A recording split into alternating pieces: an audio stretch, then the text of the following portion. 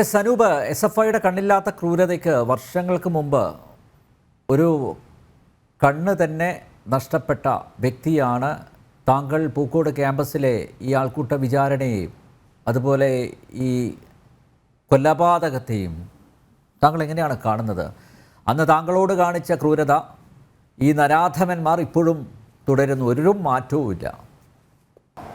കഴിഞ്ഞ 2-3 ദിവസങ്ങളായിട്ട് മാധ്യമങ്ങളിലെല്ലാം ചർച്ച ചെയ്യുന്ന വിഷയമാണ്. ഈ ഒരു വിഷയം ചർച്ചയിലെടുത്തതിൽ വളരെയധികം സന്തോഷമുണ്ട്.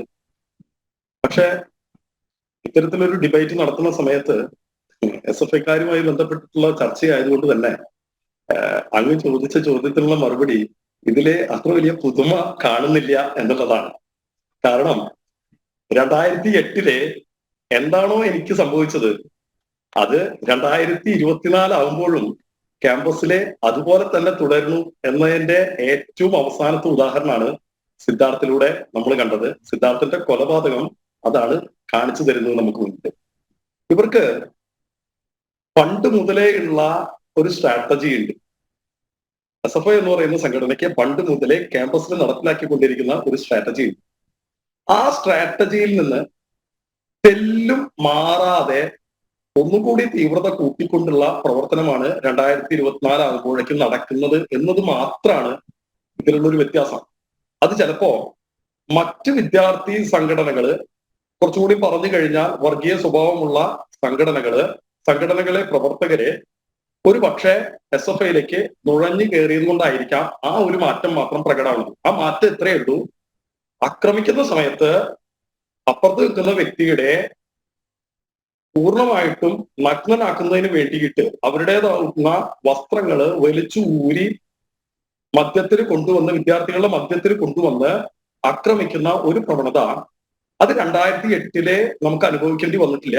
പക്ഷെ ഇന്ന് നമ്മൾ കാണുന്ന അക്രമങ്ങളിലെല്ലാം തന്നെ അത് കമ്മ്യൂണിസ്റ്റ് പാർട്ടി ചെയ്യുമ്പോഴായാലും അല്ലെങ്കിൽ അതിന്റെ വിദ്യാർത്ഥി സംഘടന SFI ചെയ്യുമ്പോഴാണെങ്കിലും വേറെ കുറച്ച് വർഗീയ സംഘടനകൾ ചെയ്യുമ്പോഴാകുമ്പോഴും ആ ഒരു മോഡസ് ഓപ്പറേഷൻ നമുക്ക് കാണാൻ വേണ്ടി സാധിക്കുന്നു. ആ ഒരു വ്യത്യാസം കാണുന്നുണ്ട്. ബാക്കി എല്ലാ സ്ട്രാറ്റജിക്കും 2008 എന്താണോ നടന്നത് അതിന് സമാനമാവുന്ന നടപടി അല്ലെങ്കിൽ അതിന് അനുസൃതമാവുന്ന പ്രാക്ടീസ് തന്നെയാണ് 2024 നടക്കുന്നത്. വേറെ ഒന്നുമില്ല. സംഘടനാ പ്രവർത്തനം നടത്തുന്ന അല്ലെങ്കിൽ ക്യാമ്പസിലെ നല്ലതുപോലെ പ്രവർത്തിക്കുന്ന ഏതെങ്കിലും വിദ്യാർത്ഥികൾ ഉണ്ടെങ്കിൽ SFI അവരെ ടാർഗറ്റ് ചെയ്യും. അവനെ അടിക്കുന്നതിന് മുന്നോടിയായിട്ട്, അവനെ മർദ്ദിക്കുന്നതിന് മുന്നോടിയായിട്ട് അവനെ ചുറ്റിപ്പറ്റിക്കൊണ്ട് ആരെ കൊണ്ടെങ്കിലും ഒരു പരാതി കൊടുപ്പിക്കും. അത് കുറച്ചു ദിവസം സൈലന്റ് ആക്കി വെക്കും. ആ വെക്കുന്ന സമയത്ത് അവരുദ്ദേശിച്ച പോലെ, ഇവിടെ സൈക്കോളജിസ്റ്റ് സൂചിപ്പിച്ച ഒരു കാര്യം വളരെ ഇമ്പോർട്ടന്റ് ആയിട്ടുള്ള ഒരു കാര്യമാണ്. ഫസ്റ്റ് ഇയർ വിദ്യാർത്ഥികൾ കടന്നു വരുന്ന സമയത്ത് അവർ മൈനർ ആയിരിക്കും. അങ്ങനെ മൈനർ ആവുന്ന ഫസ്റ്റ് ഇയർ വിദ്യാർത്ഥികളെ കൊണ്ട് അവിടുത്തെ ഫൈനൽ ഇയർ വിദ്യാർത്ഥികളുടെ സഹായത്തോടു കൂടി 1ാം വർഷ വിദ്യാർത്ഥികളെ കൊണ്ട് തന്നെ അവിടുത്തെ ഇതര സംഘടനയിലെ മറ്റുള്ള പ്രവർത്തകരെ ആക്രമിച്ച് അത്തരത്തിലൊരു ഗുണ്ടാ സംവിധാനം ഉണ്ടാക്കുന്ന ഒരു പ്രവണത അത് 2008 മുതൽ 2024 ക്യാമ്പസുകളിൽ തുടർന്നുകൊണ്ടിരിക്കുന്നത് ഇത് തന്നെയാണ്. അപ്പൊ അങ്ങനെ അവരൊരു പരാതി സൃഷ്ടിച്ച് അത് സൈലന്റ് ആക്കി വെക്കും. ആ സമയത്ത് അവരുദ്ദേശിച്ച വ്യക്തിനെ ഈ പറഞ്ഞ ഫസ്റ്റ് ഇയറിന്റെയും കൂടെ അവരുടെ മുതിർന്ന സഹപ്രവർത്തകരുടെയും സഹായത്തോടു കൂടിയിട്ട് ആക്രമിക്കുന്ന സമയത്ത് സ്വാഭാവികമായിട്ടും അവന് പരിക്ക് പറ്റും. അവനെ ഹോസ്പിറ്റലിൽ അഡ്മിറ്റ് ചെയ്യും. അഡ്മിറ്റ് ചെയ്ത സമയത്ത് കേസ് വരും SFIക്കാർക്ക്. ആ സമയത്ത് SFI മുൻകൂട്ടി തയ്യാറാക്കിയിട്ടുള്ള പരാതി അവരെ മെല്ലെ ടേക്കപ്പ് ചെയ്യും. ആ പരാതിയുടെ അടിസ്ഥാനത്തിലെ അടികൊണ്ടവനും സമാനമായിട്ടുള്ള ഇത്തരത്തിലെ ഒരു കേസ് നിലവിൽ വരും. അങ്ങനെ വരുന്ന സമയത്ത് കുറച്ചു ദിവസം അതുമായി ബന്ധപ്പെട്ട് അങ്ങോട്ടും ഇങ്ങോട്ടും കേസുകളുമായിട്ട് പോലീസ് സ്റ്റേഷനിലും കോടതിയിലും കയറി ഇറങ്ങുന്ന സമയത്ത് ആ കേസുകൾക്ക് ഒത്തുതീർപ്പുണ്ടാവും. ഈ ഒരു തന്ത്രം SFIക്കാർ ക്യാമ്പസിൽ നടപ്പിലാക്കി തുടങ്ങിയിട്ട് കാലം കുറയായി. അതിന്റെ ഏറ്റവും അവസാനത്തെ ഉദാഹരണമാണ് ഇപ്പൊ ഇവിടെയും നടന്നത്. ഇത് പുറത്തേക്ക് വരാനുണ്ടായ കാരണം ഈ സിദ്ധാർത്ഥ് കൊല്ലപ്പെട്ടതിന്റെ അടിസ്ഥാനത്തിൽ മാത്രമാണ്. സിദ്ധാർത്ഥിനെ പോലെ ഇത് ക്യാമ്പസുകളിൽ അനുഭവിക്കുന്ന ഇഷ്ടം പോലെ വിദ്യാർത്ഥികള് ഇന്ന് ക്യാമ്പസുകളിൽ പറയാൻ മടിച്ചുകൊണ്ട് പേടിച്ചുകൊണ്ട് അവര് നടക്കുന്നുണ്ട്. അവരവിടെ പഠിച്ച് എങ്ങനെയെങ്കിലും മുഴുവനാക്കിക്കൊണ്ട് പുറത്തേക്ക് കടക്കുന്നുണ്ട് എന്നുള്ളത് കൂടി പൊതുസമൂഹത്തിനോട് ഈ സമയത്ത് പറയാൻ ആഗ്രഹിക്കുകയാണ്. 2008 എനിക്കുണ്ടായതും സമാനമായിട്ടുള്ള ഒരു അനുഭവമാണ്. 2008 ഞാൻ ശ്രീകൃഷ്ണ കോളേജിലെ പഠിക്കാൻ ചേരുന്നത്, അവിടെ ജോയിൻ ചെയ്യുന്നത് ഫിസിക്സ് വിദ്യാർത്ഥിയായിട്ടാണ്. എന്റെ ആഗ്രഹം ഫിസിക്സിലെ പോസ്റ്റ് ഗ്രാജുവേഷൻ ചെയ്ത് അതിനനുസരിച്ച് എന്റെ പഠനം മുന്നോട്ട് കൊണ്ടുപോകണം എന്ന് ആഗ്രഹിച്ച് ഫിസിക്സിലെ അഡ്മിഷൻ എടുത്ത് ജോയിൻ ചെയ്ത എനിക്ക് 3-ാമത്തെ ദിവസമാണ് ആദ്യമായിട്ട് മർദ്ദനമേൽക്കുന്നത്. എന്തായിരുന്നു കാരണം? കാരണം മറ്റൊന്നും ഉണ്ടായിരുന്നില്ല. ഈ പറഞ്ഞ 1-ാം വർഷ വിദ്യാർത്ഥികള് വരുന്ന സമയത്ത് അവരെ കാണിക്കുന്നതിന് വേണ്ടിയിട്ട് എല്ലാ ക്യാമ്പസുകളിലും ഒരു ശക്തി പ്രകടനം ആ ക്യാമ്പസിലെ പ്രബലരായിട്ടുള്ള വിദ്യാർത്ഥി സംഘടനകൾ നടത്തും. ശ്രീകൃഷ്ണ കോളേജ് SFIയുടെ കുത്തകയാണ്. SFIയുടെ കുത്തകയായിട്ടുള്ള ശ്രീകൃഷ്ണ കോളേജിലെ ഇവര് ശക്തി പ്രകടനത്തിന് വേണ്ടി അതുവരെ ഒരു വിദ്യാർത്ഥി സംഘടനാ പ്രവർത്തനവും ഉണ്ടാവാതിരുന്ന എന്നെ അവർ 3-ാമത്തെ ദിവസം ശക്തി പ്രകടനത്തിന് വിളിച്ചു. ഇതിനെക്കുറിച്ച് യാതൊരു അറിവുണ്ടാവാതിരുന്ന ഞാൻ ആ ശക്തി പ്രകടനത്തിന് പങ്കെടുത്തില്ല. ഈ ഒരൊറ്റ കാരണത്തിന്റെ അടിസ്ഥാനത്തിലാണ് ജോയിൻ ചെയ്ത് 3-ാമത്തെ ദിവസം അവര് മർദ്ദിക്കുന്നത് തന്നെ. ആദ്യമായിട്ട് ഫസ്റ്റ് ഇയർ ഞാൻ പഠിക്കുന്ന സമയത്ത്. അതിനുശേഷമാണ് നമുക്ക് നേരത്തെ അദ്ദേഹം പറഞ്ഞ പോലെ ഇത്തരത്തില് ഒരു അനീതി കാണുന്ന സമയത്ത് സ്വാഭാവികമായിട്ടും 17-18 വയസ്സുള്ള ടീനേജിലുള്ള ഏതൊരു യുവാവും അതിനെ ചെറുക്കാൻ വേണ്ടിയിട്ട് ശ്രമിക്കും. അതിന്റെ ഭാഗമായിട്ടാണ് പല വിദ്യാർത്ഥികളും സംഘടനാ പ്രവർത്തനത്തിലേക്ക് കടന്നു വരുന്നത്. അങ്ങനെ നമ്മൾ 1-ാം വർഷത്തിൽ സംഘടനാ പ്രവർത്തനത്തിൽ സജീവമാകുന്നു. 2-ാം വർഷമാകുമ്പോ ഇവരുടെ ടാക്ടിക്സിൽ ചെറിയ തോതിൽ മാറ്റം വരും. എന്തു തന്നെ വന്നാലും ഇവൻ സംഘടനാ പ്രവർത്തനത്തിൽ തുടരും എന്ന് തിരിച്ചറിഞ്ഞു കഴിഞ്ഞാൽ പിന്നീട് അവൻ ചെയ്യുന്നത്, അതായത് SFI കൂട്ടം ചെയ്യുന്നത്, അവരുമായിട്ട് സഹകരിക്കുന്ന വിദ്യാർത്ഥികളെ മർദ്ദിക്കുക അല്ലെങ്കിൽ അവരെ ഭീഷണിപ്പെടുത്തുക എന്നുള്ള കാര്യമാണ്. എന്ന് പറഞ്ഞാൽ 2-ാമത്തെ വർഷമാകുമ്പോഴേക്കും എന്റെ കൂടെ നടക്കുന്നവരെ അവര് കണ്ടെത്തി അവരെ മർദ്ദിക്കുന്ന സമീപനത്തിലേക്ക് മാറി. എന്നാലും 2-ാം വർഷത്തിലെ ഇലക്ഷനിൽ മത്സരിക്കുന്ന സമയത്ത് എന്റെ കൂടെ മത്സരിക്കാൻ വേണ്ടിയിട്ട് സഹപ്രവർത്തകരായിട്ടുള്ള 3-4 പേര് തയ്യാറായി. അതിന്റെ അടിസ്ഥാനത്തില് SFIയുടെ കോട്ടയിലെ 3-4 ഡിപ്പാർട്ട്മെന്റുകള് ഞാൻ 2-ാം വർഷം പഠിക്കുന്ന സമയത്ത് അവർക്ക് നഷ്ടായി. പിന്നീടോ 3-ാം വർഷത്തിലേക്ക് 2-ാം വർഷത്തില് വീണ്ടും അവരെന്നെ ഈ ഇലക്ഷൻ കഴിഞ്ഞതിന് ശേഷം ആക്രമിച്ചിട്ടുണ്ട്. അത് ഇപ്പൊ കാണുന്ന പോലെ തന്നെ ഈ പറഞ്ഞ വടിവാളിന് പകരം അവർ ഇടിക്കട്ടയും പോലെയുള്ള മാരകായുധങ്ങൾ കൊണ്ടുവന്നിട്ടാണ് 2-ാം വർഷത്തിൽ എന്നെ ആക്രമിച്ചത്. ആ അക്രമത്തിന്റെ അടിസ്ഥാനത്തില് എന്റെ പുരികത്തിന്റെ ഭാഗത്ത് ഒരു 4ഓളം സ്റ്റിച്ചാണ് ഉണ്ടാവേണ്ടി വന്നത്. പക്ഷെ ഈ പറഞ്ഞ ടാക്ടിക്സ് അവരവിടെയും നടപ്പിലാക്കി. എനിക്ക് മുൻപ് അല്ലെങ്കിൽ ഞാൻ ഹോസ്പിറ്റലിൽ അഡ്മിറ്റ് ആവുന്ന സമയത്ത് സമാനമായിട്ട് ഏതെങ്കിലും ഫസ്റ്റ് ഇയർ വിദ്യാർത്ഥികളെ, സെക്കൻഡ് ഇയർ വിദ്യാർത്ഥികളെ അവർ ഹോസ്പിറ്റലൈസ് ചെയ്യും. കേസ് കൗണ്ടറും വരും, അങ്ങോട്ട് വരും. അതിന്റെ അടിസ്ഥാനത്തിലെ ആ കേസ് പരിഹരിക്കേണ്ടതായിട്ട് വരും. അല്ലെങ്കിൽ 2 കൂട്ടരും കേസുമായിട്ട് കോടതിയിൽ ചെല്ലേണ്ടി വരും. ഇതാണ് സെക്കൻഡ് ഇയറിൽ എനിക്ക് സംഭവിച്ചത്. എന്നാൽ ഫൈനൽ ഇയറില് എന്നോട് ഇനി എന്ത് പറഞ്ഞിട്ട് കാര്യമില്ല, ഞാൻ മത്സരിക്കും എന്നവർ ഉറപ്പിച്ചതിന്റെ അടിസ്ഥാനത്തിൽ എന്റെ കൂടെ നോമിനേഷൻ കൊടുക്കാൻ തയ്യാറായിട്ട് വന്ന പ്രവർത്തകരുടെ കയ്യിൽ നിന്ന് പ്രിൻസിപ്പാളുടെ റൂമിന്റെ മുന്നിൽ വെച്ചിട്ട് അവരുടെ കയ്യിൽ നിന്ന് നോമിനേഷൻ പേപ്പർ ഞാൻ പോലും അറിയാതെ പിടിച്ചു വാങ്ങിയിട്ട് അവർ കീറിക്കളയുന്ന സമീപനമാണ് ഉണ്ടായത്.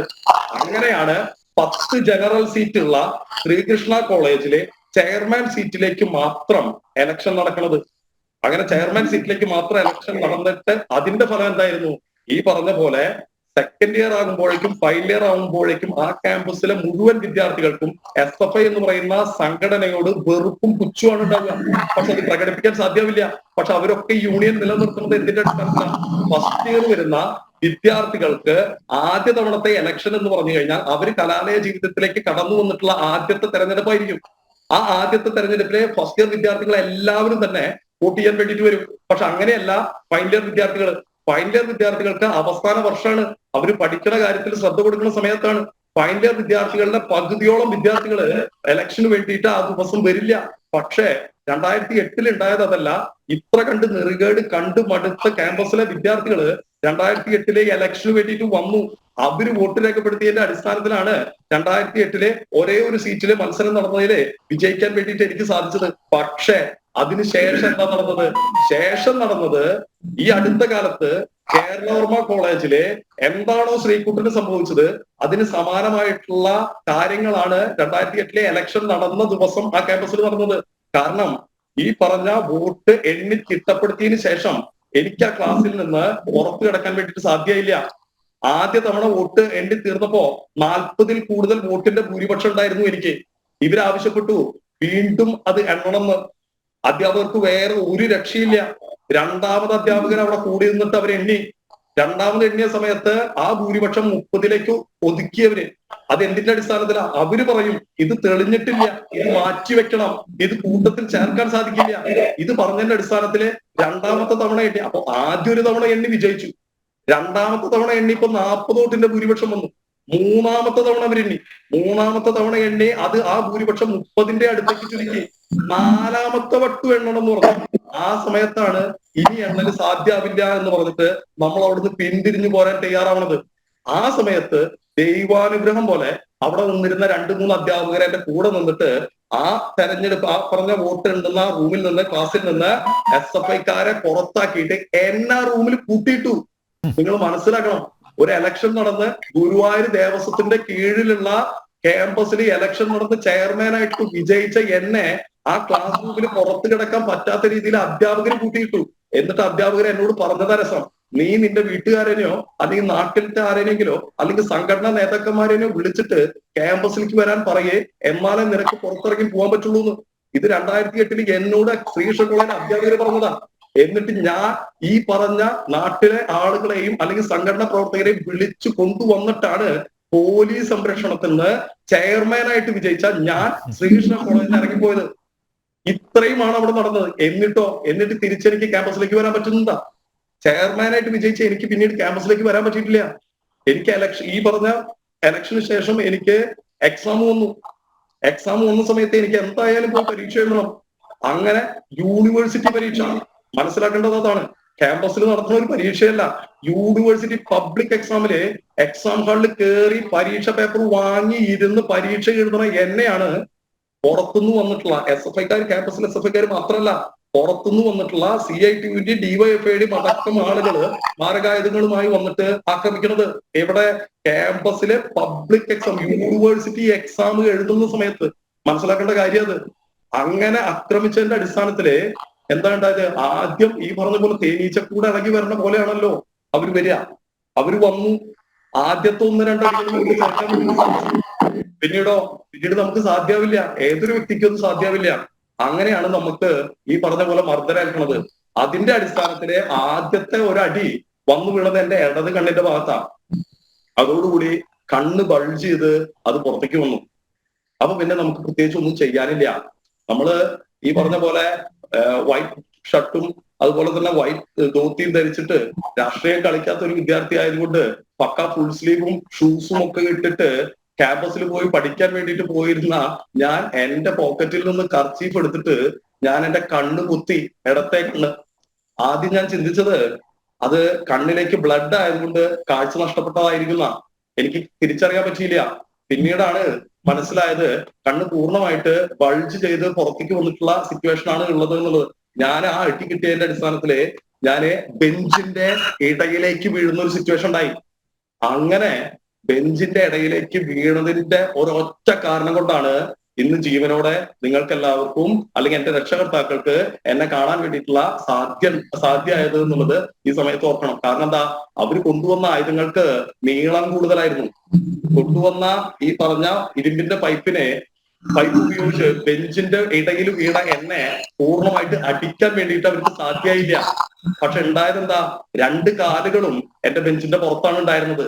ആ വന്ന ആളുകളൊക്കെ ഇപ്പൊ സിദ്ധാർത്ഥന്റെ കാര്യം പറഞ്ഞപ്പോ 10-25 പേരെ അങ്ങോട്ടും ഇങ്ങോട്ടും തലങ്ങും വലങ്ങും നിന്ന് അടിച്ചിട്ടും അവർക്ക് യാതൊരു വികാരം ഉണ്ടായില്ലേന്ന് ചോദിച്ചില്ലേ? അതേപോലെ 2 കാലും പുറത്ത് കിടക്കുമ്പോ തല്ലാൻ പറ്റാത്തതിന്റെ അടിസ്ഥാനത്തിൽ വന്നവരെല്ലാവരും തന്നെ ആ ദേഷ്യം കംപ്ലീറ്റ് തീർത്തത് എന്റെ 2 കാലുകളിലാണ്. അതിന്റെ അടിസ്ഥാനത്തിൽ എന്തുണ്ടായി? 2 കാലും ഫ്രാക്ചറായി. എനിക്ക് സ്റ്റീൽ റോഡ് ഈ അടുത്ത സമയത്താണ് എന്റെ കാലിൽ നിന്ന് സ്റ്റീൽ റോഡ് റിമൂവ് ചെയ്തത്. അപ്പോ ഇടത് കണ്ണിന്റെ കാഴ്ച പൂർണ്ണമായിട്ടും നഷ്ടപ്പെടുത്തി 2 കാലുകൾക്കും ഫ്രാക്ചർ വന്നിട്ടുള്ള സിറ്റുവേഷൻ ഉണ്ടായി. ഇത്രയുമാണ് എനിക്ക് 2008 ഫെബ്രുവരി 28, ഈ 4 ദിവസം മുൻപാ ആ ദിവസം കഴിഞ്ഞു പോയത്. ഫെബ്രുവരി 28-ന് ഈ സംഭവം എനിക്ക് ഉണ്ടായത്. എന്നിട്ട് ഞാൻ കിടക്കേണ്ടി വന്നത് ഏകദേശം 1 മാസക്കാലാണ്. LF ലിറ്റിൽ ഫ്ലവർ ഹോസ്പിറ്റലിൽ കിടക്കേണ്ടി വന്നത്. എന്തിനു വേണ്ടിയിട്ടാണ് ആക്രമിച്ചത്? ഒറ്റ കാര്യം കൂടി, ഞാൻ സമയം ഇല്ലാത്തതുകൊണ്ടാണ് ഞാൻ ഇടപെടുന്നത്. സനു, ഒറ്റ കാര്യം കൂടി, ആ കേസിന്റെ അവസ്ഥ എന്താ? ഇവരെയൊക്കെ ശിക്ഷിച്ചോ? ഇന്ന് നമ്മളെ കൂടെ ഇരിക്കുന്ന സൈക്കോളജിസ്റ്റ് പറഞ്ഞിട്ടുള്ള രണ്ടാമത്തെ കാര്യമാണ് എനിക്ക് അതിൽ പറയാനുള്ളത്. ആദ്യം അദ്ദേഹം പറഞ്ഞു 18 വയസ്സായിട്ടുള്ള മൈനർ ആയിട്ടുള്ള ആളുകളെ സംബന്ധിച്ചുള്ള കാര്യം. രണ്ടാമത് അദ്ദേഹം പറഞ്ഞത് ഈ കേസിൽ ഉണ്ടാകുന്ന ഡിലേയുമായി ബന്ധപ്പെട്ടിട്ടാണ്. കേസിലുണ്ടാകുന്ന 2008 നടന്ന കേസാണ്. ഇവിടെ ജില്ലാ കോടതി അവരെ 7 വർഷം കഠിന തടവിന് ശിക്ഷിച്ചു. പക്ഷെ അവർ അപ്പീൽ പോയി. ഹൈക്കോടതിയിലാണ് കേസ് നടക്കുന്നത്. 2024 ആ കേസിന് പൂർണ്ണമായിട്ടുള്ള ഒരു അന്ത്യം ഉണ്ടായിട്ടില്ല. ഇവിടെ രണ്ടാമത് സൂചിപ്പിച്ച കാര്യം അതാണ്. ഇവിടെ നടക്കുന്ന ക്യാമ്പസിൽ നടക്കുന്ന ഇത്തരത്തിലുള്ള അക്രമങ്ങൾക്ക് എത്രയും പെട്ടെന്ന് നടപടികൾ ഉണ്ടാവണം സർക്കാരിന്റെ ഭാഗത്തുനിന്ന്. ആ കേസുകളുമായി ബന്ധപ്പെട്ടിട്ടുള്ള നിയമ നടപടികൾ പെട്ടെന്ന് പൂർത്തീകരിക്കാൻ വേണ്ടിയിട്ട് സാധ്യമാവണം. ഇതാണ് രണ്ടാമത്തെ കാര്യം. മൂന്നാമത് സർക്കാരുമായി ബന്ധപ്പെട്ടിട്ടുണ്ട്. സർക്കാരുമായി ബന്ധപ്പെട്ട് ഗുരുവായൂർ ദേവസ്വത്തിന്റെ കീഴിലുള്ള ശ്രീകൃഷ്ണ കോളേജിലെ യൂണിവേഴ്സിറ്റി എക്സാം നടക്കുമ്പോൾ അവിടുത്തെ വിദ്യാർത്ഥികൾക്ക് സംരക്ഷണം കൊടുക്കാൻ കഴിയാതെ ആ ക്യാമ്പസിൽ വന്ന് ആ ക്ലാസ്സിൽ വന്ന് ആക്രമിച്ച എനിക്ക് സർക്കാരിന്റെ ഭാഗത്തു നിന്ന് കിട്ടിയിട്ടുള്ള ആനുകൂല്യം എന്ന് പറയുന്നത് 1000 രൂപയാണ്. 1000 രൂപയാണ്. ഇവിടെ ഖജനാവ് കൊള്ളയടിച്ചിട്ട് ഓരോരോ കാര്യങ്ങൾ ചെയ്യുമ്പോ ഇത്തരത്തിൽ അക്രമം പറ്റില്ല. മനസ്സിലാക്കണം, എന്റെ വീടിന്റെ അവിടെ വന്നിട്ട് ആക്രമിച്ചിട്ട് രാഷ്ട്രീയം കളിച്ചിട്ട് എനിക്ക് കണ്ടു നഷ്ടപ്പെട്ടതല്ല. ദേവസ്വത്തിന്റെ കീഴിലുള്ള ക്യാമ്പസിലെ പബ്ലിക് എക്സാം, യൂണിവേഴ്സിറ്റി എക്സാം എഴുതുമ്പോൾ ക്ലാസ് റൂമിന്റെ ഉള്ളിൽ വെച്ചിട്ട് ആക്രമിച്ച വിദ്യാർത്ഥിക്ക് നഷ്ടപരിഹാരമായിട്ട് സർക്കാർ കൊടുത്തത് 1000 രൂപയാണ്. അത് ഇന്നും ഉപയോഗിക്കാതെ ഞാൻ അവിടെ മാറ്റി വെച്ചിട്ടുണ്ട്. അല്ല, ഈ ക്രിമിനലുകൾ ഇപ്പോ ഒരുപക്ഷെ അധികാരത്തിന്റെ ഉത്തുംഗങ്ങളിൽ വിരാജിക്കുന്നുണ്ടാവും. അങ്ങനെയാണ് ഞാൻ മനസ്സിലാക്കുന്നത്. അതാണല്ലോ ഇവർ ഇത് നോക്കിയിട്ടാണല്ലോ, അവരുടെ പെർഫോമൻസ് നോക്കിയിട്ടാണല്ലോ ഓരോ സ്ഥാനമാനങ്ങൾ നൽകുന്നത്. ഇതിലെ ചിന്തിക്കേണ്ട മറ്റൊരു കാര്യം, നമ്മളൊക്കെ സാധാരണക്കാരായിട്ടുള്ള മനുഷ്യരായിരിക്കും.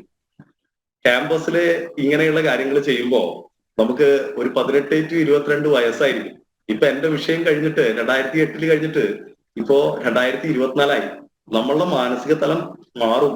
നമ്മൾ വിവാഹം കഴിച്ച് കുട്ടികളായിട്ട് ജീവിക്കുന്ന സമയത്ത് നമുക്ക് നല്ലതുപോലെ നമ്മളുടെ പേരൻസിനെ നോക്കണം എന്ന് ചിന്തിക്കുന്ന സമയത്ത് ഈ പറഞ്ഞ ഐഡിയോളജി ഒക്കെ നമ്മൾ നല്ല രീതിയിൽ പ്രവർത്തനം ചെയ്യാൻ വേണ്ടിയിട്ട് ഉപയോഗിക്കും. നമ്മൾ സോഷ്യൽ സർവീസിലും ബാക്കിയുള്ള കാര്യത്തിലും ഇൻവോൾവ് ആവും.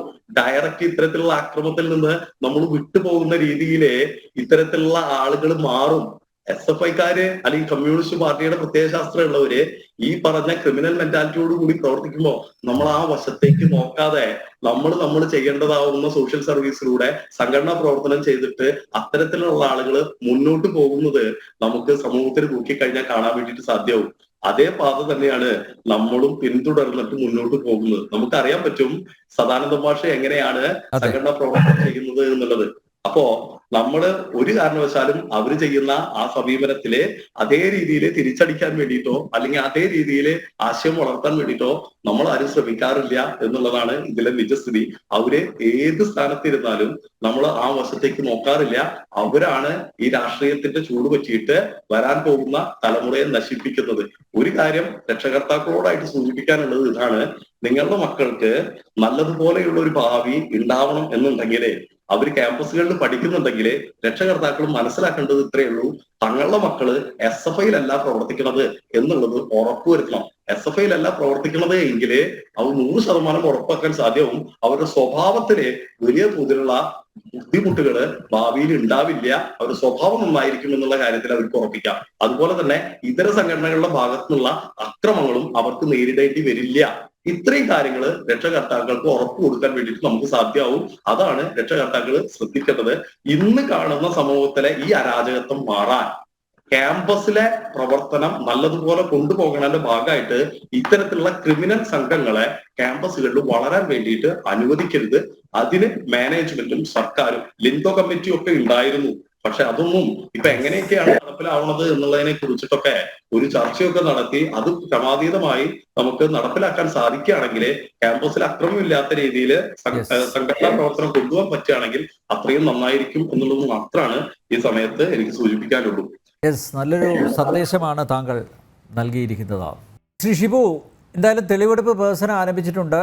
ഈ സിൻജോ അയാളാണല്ലോ ഇതിന് നേതൃത്വം നൽകിയത്. സിൻജോയെയും കൊണ്ട് ഇന്ന് മെൻസോഷ്യലിലേക്ക് പോലീസ് പോയി. നമ്മുടെ DYSPയുടെ നേതൃത്വത്തിലായിരുന്നു അന്വേഷണം, തെളിവെടുപ്പ്, പരിശോധന, ഇതൊക്കെ നടന്നത്. എന്നിട്ട് കണ്ടെടുത്തത് എന്താണ്?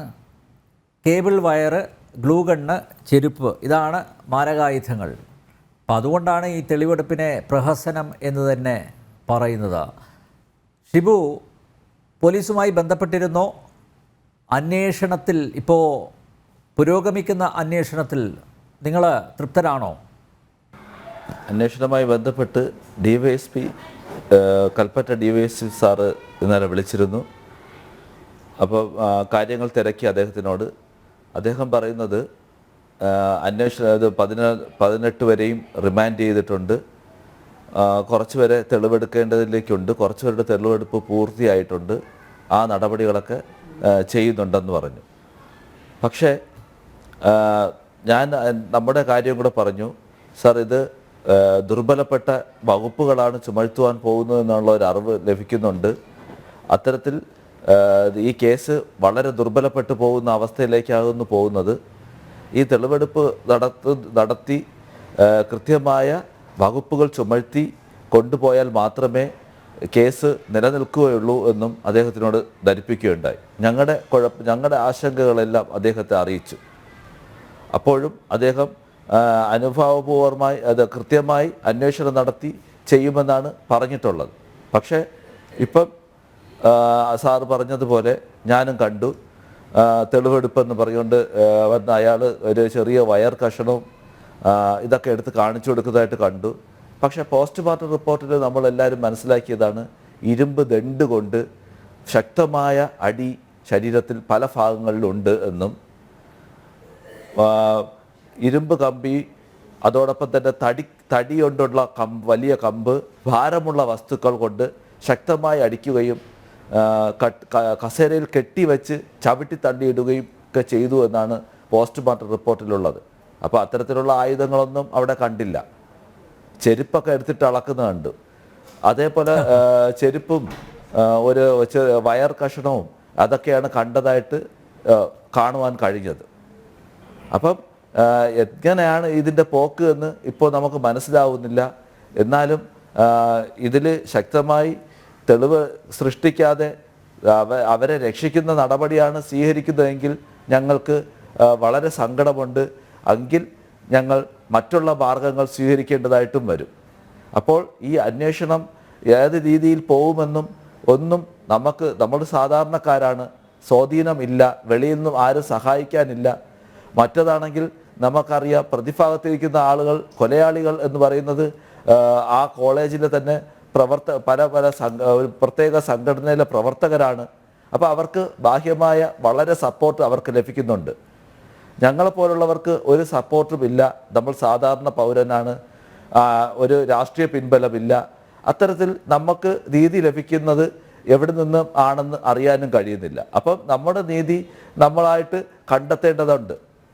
ഈ കൊണ്ടുവന്ന കൊലയാളികളെ നിസ്സാര സാധനങ്ങൾ എടുത്ത് കോടതിയിൽ തെളിവുകൾ സൃഷ്ടിച്ചു പോവുകയും ഈ കേസ് നിലനിൽക്കാതെ സിദ്ധാർത്ഥന് നീതി ലഭിക്കാതെ പോകുന്ന അവസ്ഥയിലേക്ക് പോകുമോ എന്ന് എനിക്കും ഇപ്പോൾ ആശങ്കയുണ്ട്. അല്ലാതെ നല്ല രീതിയിൽ അന്വേഷണം നടത്തി ആ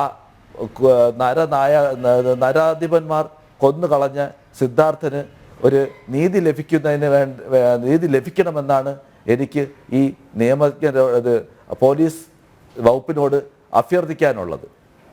ഓക്കെ, ശ്രീജിത്ത് പണിക്കർ ചേരുന്നു. ശ്രീജിത്ത്, ഈ സിദ്ധാർത്ഥനെ ക്രൂരമായി മർദ്ദിച്ചതുപോലെ ഈ 18 പേരെയും കൈകാര്യം ചെയ്തു കഴിഞ്ഞാൽ സത്യം പുറത്തു വരില്ല, അവർ തത്ത പറയുന്ന പോലെ പറയും എന്നാണ് ഞാൻ മനസ്സിലാക്കുന്നത്. ഇന്ന് ആ സിഞ്ചോയെ ഇന്ന് പോലീസ് അവിടെ ഹോസ്റ്റലിലേക്ക് കൊണ്ടുപോയത് കയ്യാമം പോലും വെക്കാതെയാണ്.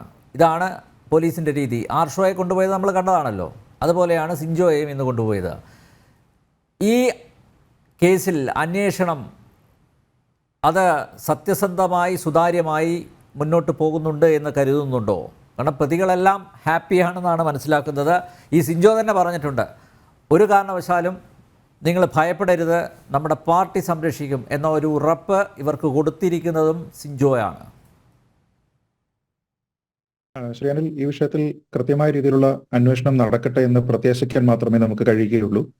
കാരണം നമ്മുടെ നാട്ടിൽ ഒരുപക്ഷെ ഭരിക്കുന്ന പാർട്ടിക്ക്, അവരെ നിയന്ത്രിക്കുന്ന സംവിധാനത്തിന്, നേതാക്കൾക്ക് ഒക്കെ താല്പര്യമുള്ള കേസുകൾ എങ്ങനെയാണ് അന്വേഷിക്കുന്നത് എന്നും അല്ലാത്ത കേസുകൾ എങ്ങനെയാണ് അന്വേഷിക്കുന്നത് എന്നും ഈ രണ്ട് വിഷയങ്ങളിലും പോലീസിന്റെ അന്വേഷണ സംവിധാനത്തിന്റെ, അത് കോടതിയിലേക്ക് വരുമ്പോൾ പ്രോസിക്യൂഷന്റെ ഒക്കെ തന്നെ വേഗവും കൃത്യതയും ഒക്കെ എങ്ങനെയാണ് എന്നുള്ളത് നിരവധി ഉദാഹരണങ്ങൾ വഴി നമുക്ക് എല്ലാവർക്കും തന്നെ അറിയാവുന്നതാണ്. ഇപ്പൊ താങ്കൾ പറഞ്ഞതുപോലെ ഒരു കോളേജിൽ വെച്ചിട്ടാണ് അല്ലെങ്കിൽ അതിന്റെ ക്യാമ്പസിൽ വെച്ചിട്ടാണ് ഈ രീതിയിലുള്ള കാര്യങ്ങളൊക്കെ തന്നെ നടക്കുന്നത്.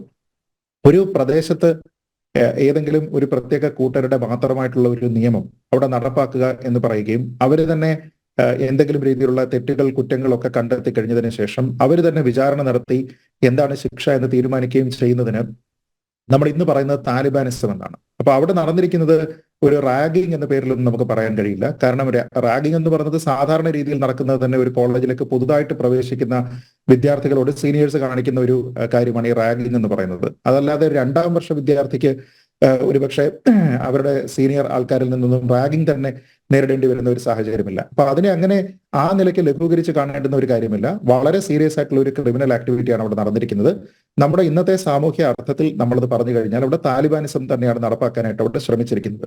അപ്പൊ അതിന്റെ ഭാഗമായിട്ട് ഒരു വിദ്യാർത്ഥിക്ക് അവിടെ ജീവൻ നഷ്ടപ്പെട്ടിട്ടുണ്ടെങ്കിൽ അത് ആത്മഹത്യയാണോ അതോ അത് കൊലപാതകമാണോ എന്ന് കൃത്യമായിട്ട് തെളിവിന്റെ അടിസ്ഥാനത്തിൽ അത് അന്വേഷിച്ച് കണ്ടെത്തേണ്ടതാണ്. അപ്പൊ ഇപ്പോ നിലവിൽ നമുക്ക് കേൾക്കുന്ന കാര്യങ്ങളെല്ലാം അനുസരിച്ച് അതൊരു കൊലപാതകമായിരിക്കാനോ അല്ലെങ്കിൽ ഒരുപക്ഷെ ഇദ്ദേഹത്തിന് ജീവൻ നഷ്ടപ്പെട്ടിട്ടുണ്ട് എന്ന രീതിയിലേക്ക് കെട്ടിത്തൂക്കിയതായിരിക്കാനും ഒക്കെയുള്ള സാധ്യതകൾ അവിടെ തന്നെ നിലനിൽക്കുകയാണ്. ഞാൻ മനസ്സിലാക്കുന്നത് പോലീസ് തന്നെ പറയുന്നത് ഒരു പക്ഷേ പിന്നീട് ഇതൊരു കൊലപാതകമാണ് എന്ന രീതിയിലേക്ക് കൂടി വന്നേക്കാം, കൂടുതലായിട്ടുള്ള അന്വേഷണങ്ങൾ ഇതിൽ ആവശ്യമുണ്ട് എന്നാണ് പറയുന്നത്. അപ്പൊ സാധ്യതകളൊന്നും തന്നെ നിലവിൽ പോലീസും തള്ളിക്കളയുന്നില്ല എന്നുള്ളത് ഒരു വശമാണ്. 2, നമ്മൾ നോക്കുമ്പോൾ ഇത് ചെയ്തിരിക്കുന്ന ആൾക്കാരെ നമ്മൾ കുട്ടികൾ എന്ന് തന്നെയാണ് വിശേഷിപ്പിക്കുന്നത്. പക്ഷേ ഈ കുട്ടികൾ എന്ന് പറയുമ്പോൾ സാധാരണ നമ്മൾ ചെറിയ കുട്ടികൾ അല്ലെങ്കിൽ 18 വയസ്സിന് താഴെയുള്ള കുട്ടികൾ എന്നൊക്കെയാണ് കരുതുന്നത് എങ്കിൽ നമുക്ക് അറിയാവുന്നതുപോലെ വോട്ടവകാശമൊക്കെ തന്നെയുള്ള, രാഷ്ട്രീയ പ്രവർത്തനമൊക്കെയുള്ള, പല സംഘടനകളിലുമൊക്കെ അംഗങ്ങളായിട്ടുള്ള വിദ്യാർത്ഥികളാണ് ഇവരെല്ലാവരും തന്നെ. അപ്പൊ അങ്ങനെ നോക്കിക്കഴിഞ്ഞാൽ മിക്കവാറും ആൾക്കാരെല്ലാവരും തന്നെ, പ്രത്യേകിച്ച് അതിൽ 4th ഇയർ ഒക്കെ പഠിക്കുന്ന ആൾക്കാരെന്നൊക്കെ പറയുമ്പോൾ പ്രായപൂർത്തിയായിട്ടുള്ള ആൾക്കാരാണ്. അപ്പൊ അവർ ചെയ്തിരിക്കുന്നത് ഒരു മൈനർ ചെയ്തിരിക്കുന്ന ഒരു കുറ്റകൃത്യം എന്ന രീതിയിലോ ഒരു കുട്ടി ചെയ്തിരിക്കുന്ന ഒരു കുറ്റകൃത്യം എന്ന രീതിയിലോ കാണുന്നതിന് പകരം അത് പൂർണ്ണമായ അർത്ഥത്തിൽ ചെയ്തിരിക്കുന്ന ഒരു മേജറായിട്ടുള്ള ഒരു സിറ്റിസൺ ചെയ്തിരിക്കുന്ന ഒരു ക്രിമിനൽ ആക്ടിവിറ്റി എന്ന രീതിയിൽ തന്നെ അത് കാണേണ്ടതാണ്. അപ്പോൾ പലപ്പോഴും നമ്മൾ ഇങ്ങനെയുള്ള കേസുകളൊക്കെ ഉണ്ടാകുന്ന സമയത്ത് സ്വാഭാവികമായിട്ടുണ്ടാകുന്ന ഒരു ചിന്ത, എന്തുകൊണ്ടാണ് നമ്മുടെ നാട്ടിലെ കുട്ടികൾ ഇങ്ങനെയാകുന്നത്, എന്ത് രീതിയിലുള്ള മനഃശാസ്ത്രമാണ് അവരുടേത് എന്നൊക്കെയുള്ള ചിന്തകളായിരിക്കും നമുക്ക് സാധാരണയായിട്ട് ഉണ്ടാവുക. ഒരുപക്ഷെ ശാസ്ത്രീയമായിട്ട് ചിന്തിച്ചു കഴിഞ്ഞാൽ നമുക്ക് അതിനെ കുറേയധികം കാരണങ്ങളും ഒക്കെ തന്നെ കണ്ടുപിടിക്കാനായിട്ട് സാധിച്ചേക്കും. പക്ഷെ എനിക്ക് തോന്നുന്നത് ഈ വിഷയത്തിൽ നേരത്തെ ശ്രീ അനിൽ തന്നെ പറഞ്ഞതുപോലെ ഇതിന്റെ നേതൃത്വം നൽകിയിരിക്കുന്ന വിദ്യാർത്ഥി തന്നെ മറ്റുള്ള ആൾക്കാരോട് ഭീഷണിപ്പെടുത്തി പറഞ്ഞിരിക്കുന്ന കാര്യം പാർട്ടി സംരക്ഷിക്കാനുണ്ടാകും. അതുകൊണ്ട് തന്നെ ആരെങ്കിലും ഇതിനെപ്പറ്റി സംസാരിച്ചു കഴിഞ്ഞാൽ അവന്റെ കഴുത്തിന് മുകളിൽ തലയുണ്ടാവില്ല എന്ന രീതിയിലുള്ള ഭീഷണികളാണ്. അപ്പൊ ഇതിന്റെ മനഃശാസ്ത്രം എന്ന് പറയുന്നത് വളരെ ലളിതമാണ്. സംരക്ഷിക്കാനായിട്ട് പാർട്ടി പുറത്തുണ്ട് എന്നുള്ള ഉത്തമ വിശ്വാസത്തിന്റെ പുറത്ത് എങ്ങനെ വേണമെങ്കിലും അഴിഞ്ഞാടാം, എന്ത് കാര്യങ്ങൾ വേണമെങ്കിലും പരിമിതികളില്ലാത്ത സ്വാതന്ത്ര്യം കൊണ്ട് ചെയ്യാം എന്നുള്ള ഒരു ബോധ്യം ഈ കുട്ടികൾക്കുണ്ട് എന്നുള്ളതാണ് ഇതിലെ ഒന്നാമത്തെ കാര്യം. 2ാമത്തെ കാര്യം, ഈ വലിയ പാർട്ടി പുറത്ത് ചെയ്യുന്ന കാര്യങ്ങളെല്ലാം ഇവർ തന്നെ കണ്ടുകൊണ്ടിരിക്കുകയാണല്ലോ. ഇപ്പൊ നമുക്ക് TP കേസിലെ അതിനെ മാത്രം നമ്മളൊരു ഉദാഹരണമായിട്ട് എടുത്തു കഴിഞ്ഞാൽ ഇതേപോലെ തന്നെ ഒരാൾക്കൂട്ടം തീരുമാനിച്ചിരിക്കുന്ന, ആൾക്കൂട്ടം എന്ന് പറയുമ്പോൾ അത് പാർട്ടിയുമായി ബന്ധമുള്ള ഒരാൾക്കൂട്ടം ചെയ്തിരിക്കുന്ന അല്ലെങ്കിൽ അവർ തീർപ്പാക്കിയിരിക്കുന്ന വിചാരണ, അവർ തീർപ്പാക്കിയിരിക്കുന്ന ശിക്ഷ, അത് നിറവേറ്റുന്നതിന് വേണ്ടിയിട്ട്, അത് എക്സിക്യൂട്ട് ചെയ്യുന്നതിന് വേണ്ടിയിട്ട് അവരുടെ തന്നെ സംവിധാനത്തിലുള്ള ആൾക്കാരെയൊക്കെ തന്നെ ഉപയോഗിച്ച് ചെയ്തിരിക്കുകയാണ്. അപ്പൊ അതിലൊരു ഗൂഢാലോചനയുണ്ട്, ഒരു പ്ലാനിംഗ് ഉണ്ട്, എക്സിക്യൂഷൻ ഉണ്ട്, എല്ലാ കാര്യങ്ങളും അതിലുണ്ട്. അതിൽ വളരെ ദീർഘകാലയളവിൽ ഒരു 10-12 വർഷമായിട്ട് അതുമായി ബന്ധപ്പെട്ട് വിചാരണ നടക്കുന്നു. വിചാരണ കോടതിയുടെ വിധി വരുന്നു, അത് ഹൈക്കോടതിയിലേക്ക് വരുന്നു. ഹൈക്കോടതി അതിൽ പല കാര്യങ്ങളും ശരിവെക്കുന്നു. എന്നിട്ട് അതിനുശേഷം അതിൽ തന്നെ നേരത്തെ കുറ്റക്കാരല്ലെന്ന് പറഞ്ഞ് കണ്ടിരുന്ന 2 ആൾക്കാരെ തിരിച്ചു വിളിച്ച് അവർക്ക് ശിക്ഷ നൽകുന്നു. നേരത്തെ നൽകിയിരിക്കുന്ന ആൾക്കാരുടെ ശിക്ഷ ഇരട്ടി ജീവപര്യന്തമായിട്ടൊക്കെ കൊടുക്കുന്നു. അപ്പൊ അങ്ങനെയൊക്കെ വരുന്ന സമയത്ത് നമ്മൾ നോക്കുമ്പോൾ ഇവരെല്ലാം തന്നെ ഡിസോൺ ചെയ്യുന്നതിന് വേണ്ടിയിട്ട് ഈ പാർട്ടി സംവിധാനം ഇന്നുവരെ തയ്യാറായിട്ടില്ല.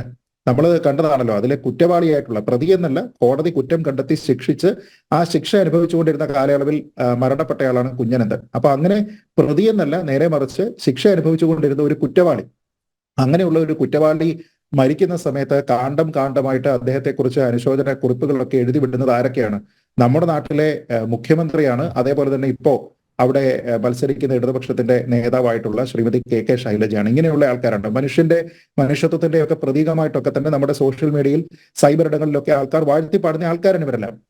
അപ്പൊ ഇവരുടെ കരുതൽ എന്ന് പറയുന്നത് ഇങ്ങനെയുള്ള ആൾക്കാരുടെ വിഷയത്തിൽ പോലും നമ്മൾ ഇവിടെ കണ്ടിരിക്കുന്നതാണ്. അപ്പം ഇതിൽ നിന്ന് എന്താണ് മനസ്സിലാകുക? പുറത്തു നിന്ന് നമ്മുടെ വലിയ ചേട്ടന്മാർ ചെയ്യുന്ന കാര്യങ്ങളെ സംരക്ഷിക്കാനായിട്ട് പാർട്ടി ഇവിടെ ഉണ്ട് എങ്കിൽ ഇതൊക്കെ തന്നെ നമുക്കും ആകാം എന്ന രീതിയിലുള്ള ഒരു മനഃശാസ്ത്രമാണ് ഇവരെ ഭരിക്കുന്നത്. അപ്പൊ അതുകൊണ്ട് തന്നെ ഇവരൊക്കെ നാളെ കേരളത്തിന്റെ ഏതെങ്കിലും ഒരു ഭരണ സാരഥ്യത്തിലേക്ക് എത്തുകയാണ് എങ്കിൽ ഈ നാടിന്റെ അവസ്ഥ എന്താകുമെന്നുള്ളതാണ് ആലോചിച്ച് നോക്കേണ്ടത്. കുട്ടിച്ചോറായി പോകും. അപ്പൊ അതുകൊണ്ട് തന്നെ ഇവരൊന്നും തന്നെ മറ്റുണ്ടായിരുന്ന ഇന്നത്തെ പല നേതാക്കന്മാരും ഒരുപക്ഷെ പണ്ട് അവരുടെ പഠന കാലയളവിലോ ഒക്കെ തന്നെ ചെയ്തിരുന്ന അല്ലെങ്കിൽ ആരോപിക്കപ്പെട്ടിരുന്ന പ്രതികളായിരുന്ന പല കേസുകളിൽ നിന്ന് എങ്ങനെയാണോ അവർ രക്ഷപ്പെട്ടത്, അതേപോലെ ഇവർക്കത് ഉണ്ടാകാതെ ഇരിക്കട്ടെ എന്നുള്ളതാണ് എനിക്ക് പ്രത്യാശിക്കാനുള്ളത്. ഇനി ഇതിൽ തന്നെ ഈ പുറത്തുള്ള ആൾക്കാർ, അതായത് നിലവിൽ പ്രതികളല്ലാത്ത കുറേയധികം ആൾക്കാർ ആ ക്യാമ്പസിലുള്ള ഒരുപക്ഷെ യാതൊരു വിധത്തിലുള്ള എന്താ നമ്മൾ പറഞ്ഞ ടോട്ടലായിട്ട് നമ്മൾ ഏത് വാക്കാണ് ഒരു നിസ്സംഗത്വം കാണിച്ചിരിക്കുന്ന അല്ലെങ്കിൽ ഒരു ടോട്ടലി ഇൻഡിഫറൻറ്റ് ആറ്റിറ്റ്യൂഡ് ഒക്കെ കാണിച്ചിരിക്കുന്ന കുറേയധികം കുട്ടികളുണ്ട്. ആ കുട്ടികളൊക്കെ ഇപ്പോൾ പുറത്തു വന്നതിന് ശേഷം അവര് സംസാരിക്കുന്നത് തന്നെ എങ്ങനെയാണ്? അതിൽ തന്നെ ഇപ്പോൾ ഏറെക്കുറെ എല്ലാവർക്കും അറിയാവുന്ന ഒരു വാസ്തവം ഒളിഞ്ഞിരിക്കുന്ന ഒരു ചർച്ചയായിരിക്കുന്ന ഒരു വിഷയമാണ്. ഒരു വിദ്യാർത്ഥി വന്നതിന് ശേഷം ഞാൻ MSF കാരനാണ്, പക്ഷേ എങ്കിലും SFIയെ കുറിച്ച് ഇവിടെ ഇങ്ങനെ അവരൊരു സംശയത്തിന് നിഴലിൽ നിൽക്കേണ്ടുന്ന സംഘടനയല്ല എന്ന രീതിയിലേക്ക് പറയുമ്പോൾ MSFന്റെ സംസ്ഥാന കമ്മിറ്റി തന്നെ പറയുന്നു ഇയാൾക്ക് MSFുമായിട്ട് യാതൊരു വിധത്തിലുള്ള ബന്ധവുമില്ല, അയാൾ MSF കാരനല്ല എന്ന് വെച്ചാൽ നമ്മൾ ഈ പറയുന്നത് ഇവിടെ ഒരു വലിയ ഗുരുതരമായിട്ടുള്ള ഒരു കുറ്റകൃത്യം നടന്നിട്ടുണ്ട്, നമ്മുടെ സഹപാഠിയായിട്ടുള്ള ഒരാൾ മരിച്ചിട്ടുണ്ട്. അങ്ങനെ മരണത്തിന് ഉത്തരവാദികളായിട്ടുള്ള അതിലേക്ക് തള്ളിവിട്ടിരിക്കുന്ന ആൾക്കാരെല്ലാവരും തന്നെ നമുക്കറിയാവുന്ന ആൾക്കാരാണ് എന്നുള്ള ഉത്തമ ബോധ്യമുള്ള അവരോട് അടുത്ത് നിൽക്കുന്ന ആൾക്കാർ തന്നെ ഒരു വ്യാജ ഐഡന്റിറ്റിയുടെ പുറകിൽ നിന്നുകൊണ്ട് അവരൊക്കെ തന്നെ ഇങ്ങനെ പ്രഖ്യാപിക്കുകയാണ്, നോക്കൂ ഞാൻ ഇന്ന പാർട്ടിക്കാരനാണ്, പക്ഷെ ഈ പാർട്ടി ഇതൊന്നും തന്നെ ചെയ്തിട്ടില്ല എന്ന് പറഞ്ഞുകൊണ്ട് കൂടുതൽ സ്വീകാര്യത കിട്ടുന്നതിന് വേണ്ടി ആ പ്രസ്താവന വരുന്ന താമസം നമ്മൾ കണ്ടു. ശ്രീ MV ഗോവിന്ദനെ പോലെയുള്ള ആൾക്കാരെല്ലാം തന്നെ പറയുന്നു, ഇതാ MSF കാരൻ പറഞ്ഞത് കണ്ടില്ലേ, നിങ്ങൾ SFIക്കാർ പറയുന്നത് നിങ്ങൾ വെറുതെ വിട്ടേക്കൂ എന്ന് പറഞ്ഞുകൊണ്ട് രാഷ്ട്രീയമായിട്ട് അതിനെ ഉപയോഗിക്കുന്നു. രണ്ട്, ഈ വിദ്യാർത്ഥികളുടെ മനോനിലയുടെ ഒരു കൃത്യമായിട്ടുള്ള ദൃഷ്ടാന്തം ഇത് പറയുന്ന സമയത്ത്, അതായത് ഞാൻ MSF കാരനാണ് പക്ഷെ SFIക്കാർ ഇങ്ങനെയൊന്നും ചെയ്തില്ല, ചെയ്യുന്നവരല്ല എന്നൊക്കെ പറയുന്ന സമയത്ത് അവിടെ ചുറ്റും കൂടിയിരുന്ന കുറേയധികം വിദ്യാർത്ഥികൾ കയ്യടിയോട് കൂടിയിട്ടാണ് അത് സ്വീകരിക്കുന്നത്. ഞാൻ പറയുന്നത് എന്തൊരു അവസരത്തിലാണ് അവർ നിൽക്കുന്നത് എന്നുള്ള ഒരു സാമൂഹ്യ ബോധം, അല്ലെങ്കിൽ ആ ഒരു നിമിഷത്തിലാണ് നമ്മൾ നിൽക്കുന്നത്, അത് ഇതിനു വേണ്ടിയിട്ടുള്ള ഒരു അവസരമല്ല എന്നുള്ള ഒരു ഔചിത്യ ബോധം, ഈ കാര്യങ്ങൾ പോലും നഷ്ടപ്പെട്ട ശേഷം പാർട്ടി തീരുമാനിക്കുന്നത് എന്തോ അതിനെല്ലാം തന്നെ വിധേയപ്പെട്ട വെറും അടിമകളാണ് നമ്മൾ എന്ന രീതിയിലത്തേക്കുള്ള ഒരു മനോഗതി ഈ കുട്ടികൾക്ക് തന്നെ ഉണ്ടായിട്ടുണ്ട് എങ്കിൽ അത് വളരെ ഗുരുതരമായിട്ടുള്ള ഒരു കാര്യമാണ്. മറ്റൊരു കാര്യം, ഈ വിശദവിവരങ്ങൾ പറയുന്ന പല വിദ്യാർത്ഥികളും ഞങ്ങൾ ഈ സംഭവ സ്ഥലത്ത് അവിടെ ഉണ്ടായിരുന്നില്ല, ഞങ്ങളെല്ലാവരും തന്നെ വീട്ടിലാണ് എന്നൊക്കെ പറഞ്ഞിട്ട് വളരെ ഫൈനർ ഡീറ്റെയിൽസ് ആണ് ഈ സംഭവത്തിനെ പറ്റി പറയുന്നത്. അതായത് അവരവിടെ ഇല്ലാതിരുന്ന, അവർ കണ്ടിട്ടില്ലാത്ത ഒരു വിഷയത്തിനെ പറ്റി ഞങ്ങൾ കണ്ടു എന്ന രീതിയിലത്തേക്ക് വളരെ ഡീറ്റെയിൽഡ് ആയിട്ട് തന്നെ അവർ വിശദീകരിക്കുകയും ചെയ്യുകയാണ്. അപ്പൊ ഞാൻ പറയുന്നത് ഈ പിടിയിലായിരിക്കുന്ന ആൾക്കാരുടെ പ്രശ്നം മാത്രമല്ല, നേരെ മറിച്ച് അവർ ചെയ്തിരിക്കുന്നത് ഒരു വലിയ പ്രശ്നമല്ല എന്ന രീതിയിലത്തേക്ക് ന്യായീകരിക്കാൻ വേണ്ടിയിട്ട് ശ്രമിക്കുന്ന കുറേയധികം ആൾക്കാർക്കും ഇതേ ഒരു മനോനിലയാണ് ഉള്ളത് എന്നുള്ളതാണ്. അപ്പൊ അതിന്റെ തന്നെ മറ്റൊരു ഉദാഹരണം, ഇപ്പോൾ അതിൽ തന്നെ ഒരാൾ ന്യായീകരിക്കുന്നുണ്ട്, എനിക്ക് ഞെട്ടലാണ് വന്നത്. കാരണം 3 ദിവസം പഴക്കമുള്ള മുറിവുകളാണല്ലോ ശരീരത്തിൽ കണ്ടെത്തിയത്. അപ്പൊ അതിനർത്ഥം 3 ദിവസം മുമ്പ് പീഡിപ്പിക്കപ്പെട്ടു എന്നല്ലേ? അല്ലാതെ 3 ദിവസമായിട്ട് പീഡിപ്പിക്കപ്പെടുകയായിരുന്നെങ്കിൽ 2 ദിവസം പഴക്കമുള്ള മുറിവുകളും 1 ദിവസം പഴക്കമുള്ള മുറിവും ഒക്കെ ഉണ്ടാവുമായിരുന്നില്ലേ? അപ്പൊ 3 ദിവസത്തിന് മുമ്പ് 1 ദിവസം മാത്രമല്ലേ പീഡിപ്പിക്കപ്പെട്ടുള്ളൂ എന്നാണ്. അതായത് അതൊരു ലെസർ ഡിഗ്രി ക്രൈം അല്ലേ എന്ന രീതിയിലേക്ക് പറയുകയാണ്. ഈ 3 ദിവസം പീഡിപ്പിച്ചതിനേക്കാൾ എത്രയോ ചെറുതാണ്. കേസിലെ പ്രതി കൂടിയായിട്ടുള്ള PM മാർഷോ അവിടെ 3 ദിവസം ക്യാമ്പ് ചെയ്തിട്ടാണ് ഈ ക്യാപ്സൂളുകളൊക്കെ അവർക്ക് കൊടുത്തിരിക്കുന്നത്. നിങ്ങളത് ശ്രദ്ധിച്ചോ? അതിൻ്റെ ഒരു സീക്വൻസ് നോക്കിയാൽ മതി. അത് കഴിഞ്ഞിട്ടാണ് ഇവർ പ്രതികരിക്കാൻ വന്നത്. ചാനലുകളിൽ തന്നെ SFIക്കാർ തുടക്കത്തിൽ വന്നിരുന്നില്ല, പിന്നെ ഈ യോഗത്തിന് ശേഷമാണ് പ്രതിനിധികൾ വരുന്നത്. അപ്പൊ കൃത്യമായിട്ട് പരിശീലനം ലഭിച്ചിട്ടുണ്ട്. അല്ല നോക്കൂ, ഇത് നമ്മൾ PM മാർഷോയെ പറ്റി അല്ലെങ്കിൽ അദ്ദേഹത്തിന്റെ ഈ സംഘടനയെ പറ്റിയൊക്കെ പറയുമ്പോൾ ഈ സംഘടനയുടെ ഏറ്റവും പ്രധാനപ്പെട്ട മുദ്രാവാക്യം എന്ന് പറയുന്നത് തന്നെ സ്വാതന്ത്ര്യം, ജനാധിപത്യം, സോഷ്യലിസം എന്നാണ്. അവർ സ്വീകരിക്കാത്ത, അവർ നടപ്പാക്കാത്ത, അവർക്ക് യാതൊരു വിധത്തിലുള്ള താല്പര്യവുമില്ലാത്ത 3 മൂല്യങ്ങൾ. അവിടെ സ്വാതന്ത്ര്യം എന്ന് പറഞ്ഞൊരു കാര്യം അവിടെ ഉണ്ടായിരുന്നുവെങ്കിൽ ഈ രീതിയിലാണോ അവിടെ സ്വാതന്ത്ര്യം നടപ്പാക്കേണ്ടത്? ജനാധിപത്യം എന്നുള്ളത് ആ ക്യാമ്പസിൽ ഉണ്ടായിരുന്നുവെങ്കിൽ അവരാണോ ഇതിൽ വിചാരണ നടത്തി എന്താണ് വിധി എന്നുള്ളത് തീരുമാനിക്കേണ്ടത്? ഇതാണോ അവർ ഉദ്ദേശിക്കുന്ന സോഷ്യലിസം? കാരണം നമ്മൾ ഇങ്ങനെയൊക്കെ നോക്കിക്കഴിഞ്ഞാൽ ചില മൂല്യങ്ങളൊക്കെ നമ്മളിങ്ങനെ പ്രഖ്യാപിക്കുമെങ്കിലും ആ മൂല്യങ്ങളൊക്കെ നമുക്ക് മാത്രം ബാധകമാണ്. ഇതൊക്കെ ഒരു വൺ വേ ട്രാഫിക് ആണ്. മറ്റുള്ള ആൾക്കാരെല്ലാവരും തന്നെ ഞങ്ങളുടെ അടിയാളരായിട്ട് അവിടെ കഴിഞ്ഞുകൊള്ളണം എന്ന രീതിയിലുള്ള ഒരു പഴയ ജന്മി മനോഭാവമാണ് ഇവരൊക്കെ തന്നെ വെച്ചു പുലർത്തിക്കൊണ്ട് പോകുന്നത്. ഇനി നോക്കൂ, ഇതില് അവിടെ ഇപ്പൊ പോലീസ് തന്നെ പറയുന്ന ഒരു കാര്യമുണ്ട്, അവിടെ ഒരു അലിഖിത നിയമമുണ്ട് എന്ന്. ആ അലിഖിത നിയമം എന്ന് പറയുന്നത് എന്താണ്? അവിടെ എന്തെങ്കിലും രീതിയിലുള്ള ഒരു തെറ്റ് ആരെങ്കിലും ചെയ്തിട്ടുണ്ട് എന്നുള്ള ഒരു ബോധ്യം അവിടെയുള്ള ചില ആൾക്കാർക്ക് എങ്കിൽ അവരവിടെ ഒരു വിചാരണ നടത്തുകയാണ്. എന്ന് പറഞ്ഞു കഴിഞ്ഞാൽ പണ്ട് ജോസഫൈൻ ടീച്ചർ പറഞ്ഞിരിക്കുന്ന എന്താണ്, ഈ ഞങ്ങളുടെ സ്വന്തം കോടതി, എന്ന് പറയുന്ന ഒരു സംവിധാനം. അവിടെ ഈ കോടതി ഇവരാകുന്നു, അവര് തന്നെ അവിടുത്തെ പോലീസ് ആകുന്നു, അവര് തന്നെ അവിടുത്തെ വക്കീലാകുന്നു, അവര് തന്നെ അവിടുത്തെ ന്യായാധിപരാകുന്നു, അവര് തന്നെ അവിടുത്തെ ആരാച്ചാരുമാവുകയാണ്, ശിക്ഷയും അവർ തന്നെ കൊടുക്കുകയാണ്. അപ്പൊ ആ രീതിയിലത്തേക്ക് മാറുന്ന ഒരു സംവിധാനം പാർട്ടിയുടെ, അതായത് ഞാൻ പറഞ്ഞ ഈ വലിയേട്ടന്മാരുടെ പാർട്ടിയിലേക്ക് പോകുന്നതിന് മുമ്പ് തന്നെ ഈ കുട്ടികളുടെ സംവിധാനത്തിൽ തന്നെ അത് ഉണ്ടാകുന്നു എന്നുള്ളതാണ് ഒരു പ്രശ്നം. ഇനി രണ്ട്, ഇതിനെ ഭയക്കുന്ന ആൾക്കാർ, ഇപ്പൊ നമുക്ക് വേണമെങ്കിൽ പറയാം ഈ മറ്റു കുട്ടികളൊക്കെ തന്നെ ഒരുപക്ഷെ ഭയന്നിട്ടാണ്, അല്ലെങ്കിൽ അവർക്ക് അവിടെ തുടർന്ന് പഠിക്കേണ്ടതാണ്, വലിയ ബുദ്ധിമുട്ടുണ്ടാകും. നമ്മൾ തന്നെ ഈ ചർച്ചയിൽ മറ്റൊരാളിന്റെ അനുഭവം നമ്മൾ കേട്ടതാണ്. അപ്പൊ അതുകൊണ്ടാണ് എന്ന് പറയാം. പക്ഷെ അവിടുത്തെ ഡീൻ എന്തിനാണ് ആ കസേരയിൽ കയറിയിരിക്കുന്നത്? ഡീൻ ആ കസേരയിൽ കയറിയിരിക്കുന്നത് ചില ഉത്തരവാദിത്തങ്ങൾ നോക്കുന്നതിന് വേണ്ടിയിട്ടാണ്. ഇന്ന് അദ്ദേഹം മാധ്യമങ്ങളോട് സംസാരിക്കുന്നത് കണ്ടു. വീണ്ടും ഞെട്ടലാണ് ഉണ്ടായത്. കാരണം ഡീൻ ചെയ്യേണ്ടുന്ന കാര്യങ്ങൾ നിങ്ങൾ പറയുന്നൊന്നുമല്ല, അതിന് ബുക്ക് പോയി വായിച്ചിട്ട് വാ, ഡീൻ ചെയ്യേണ്ടുന്ന കാര്യങ്ങൾ ഇന്നതാണ് എന്നൊക്കെ അദ്ദേഹം പറയുകയാണ്. പക്ഷേ ഇതെല്ലാം കഴിഞ്ഞതിന് ശേഷം എനിക്കിതിൽ ചോദിക്കാനുള്ളത്, പോലീസ് തന്നെ പറയുകയാണ് അവിടെ ഇങ്ങനെ പരസ്യ വിചാരണ നടത്തുന്ന രീതിയിലുള്ള ഒരു അലിഖിത നിയമം അവിടെ ഉണ്ട് എന്ന് പറഞ്ഞതിനെ പറ്റി ഡീനിന് ഒരു കുന്തം അറിയില്ല. അതിനെപ്പറ്റി അദ്ദേഹം കേട്ടിട്ടേ ഇല്ല. അതേപോലെ തന്നെ അദ്ദേഹം ഇന്ന് പറയുന്ന ഏറ്റവും അപകടകരമായിട്ടുള്ള ഒരു കാര്യം, സിദ്ധാർത്ഥന് 16-ാം തീയതി മർദ്ദനമേറ്റെന്ന് പോലീസ് പറയട്ടെ എന്നാണ്. അതായത് മർദ്ദനമേറ്റു എന്നുള്ളത് സ്വയം ഒരു വെറ്റിനറി സർജൻ ആയിട്ടുള്ള അദ്ദേഹത്തിന് പോസ്റ്റ്മോർട്ടം ചെയ്തിരിക്കുന്ന ഒരു സർജന്റെ റിപ്പോർട്ടിനെ പോലും വിശ്വാസമില്ല എന്ന രീതിയിലത്തേക്ക് അദ്ദേഹം പറയുകയാണ് 16-ാം തീയതി മർദ്ദനമേറ്റു എന്നുള്ളത് പോലീസ് പറയട്ടെ എന്ന്. അപ്പൊ പോലീസ് പറയട്ടെ, അപ്പൊ പോലീസ് അത് കൺഫേം ചെയ്യട്ടെ. അങ്ങനെയാണെങ്കിൽ എന്തുകൊണ്ട് 17-ാം തീയതി സിദ്ധാർത്ഥൻ ഇത് വീട്ടിൽ പറഞ്ഞില്ല? 18-ാം തീയതി എന്തുകൊണ്ട് സിദ്ധാർത്ഥൻ ഇത് വീട്ടിൽ പറഞ്ഞില്ല എന്നാണ് ചോദിക്കുന്നത്.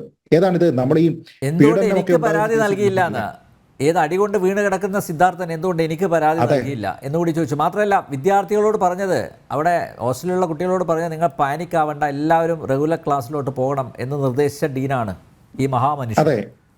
അതെ. അപ്പൊ ഇതിന്റെ പ്രശ്നം, ഇതിന്റെ കുറ്റം ആർക്കാണ് കൊണ്ടുകൊടുക്കുന്നത്? ഇതിന്റെ കുറ്റം കൊണ്ടുകൊടുക്കുന്നത് സിദ്ധാർത്ഥന് തന്നെയാണ്.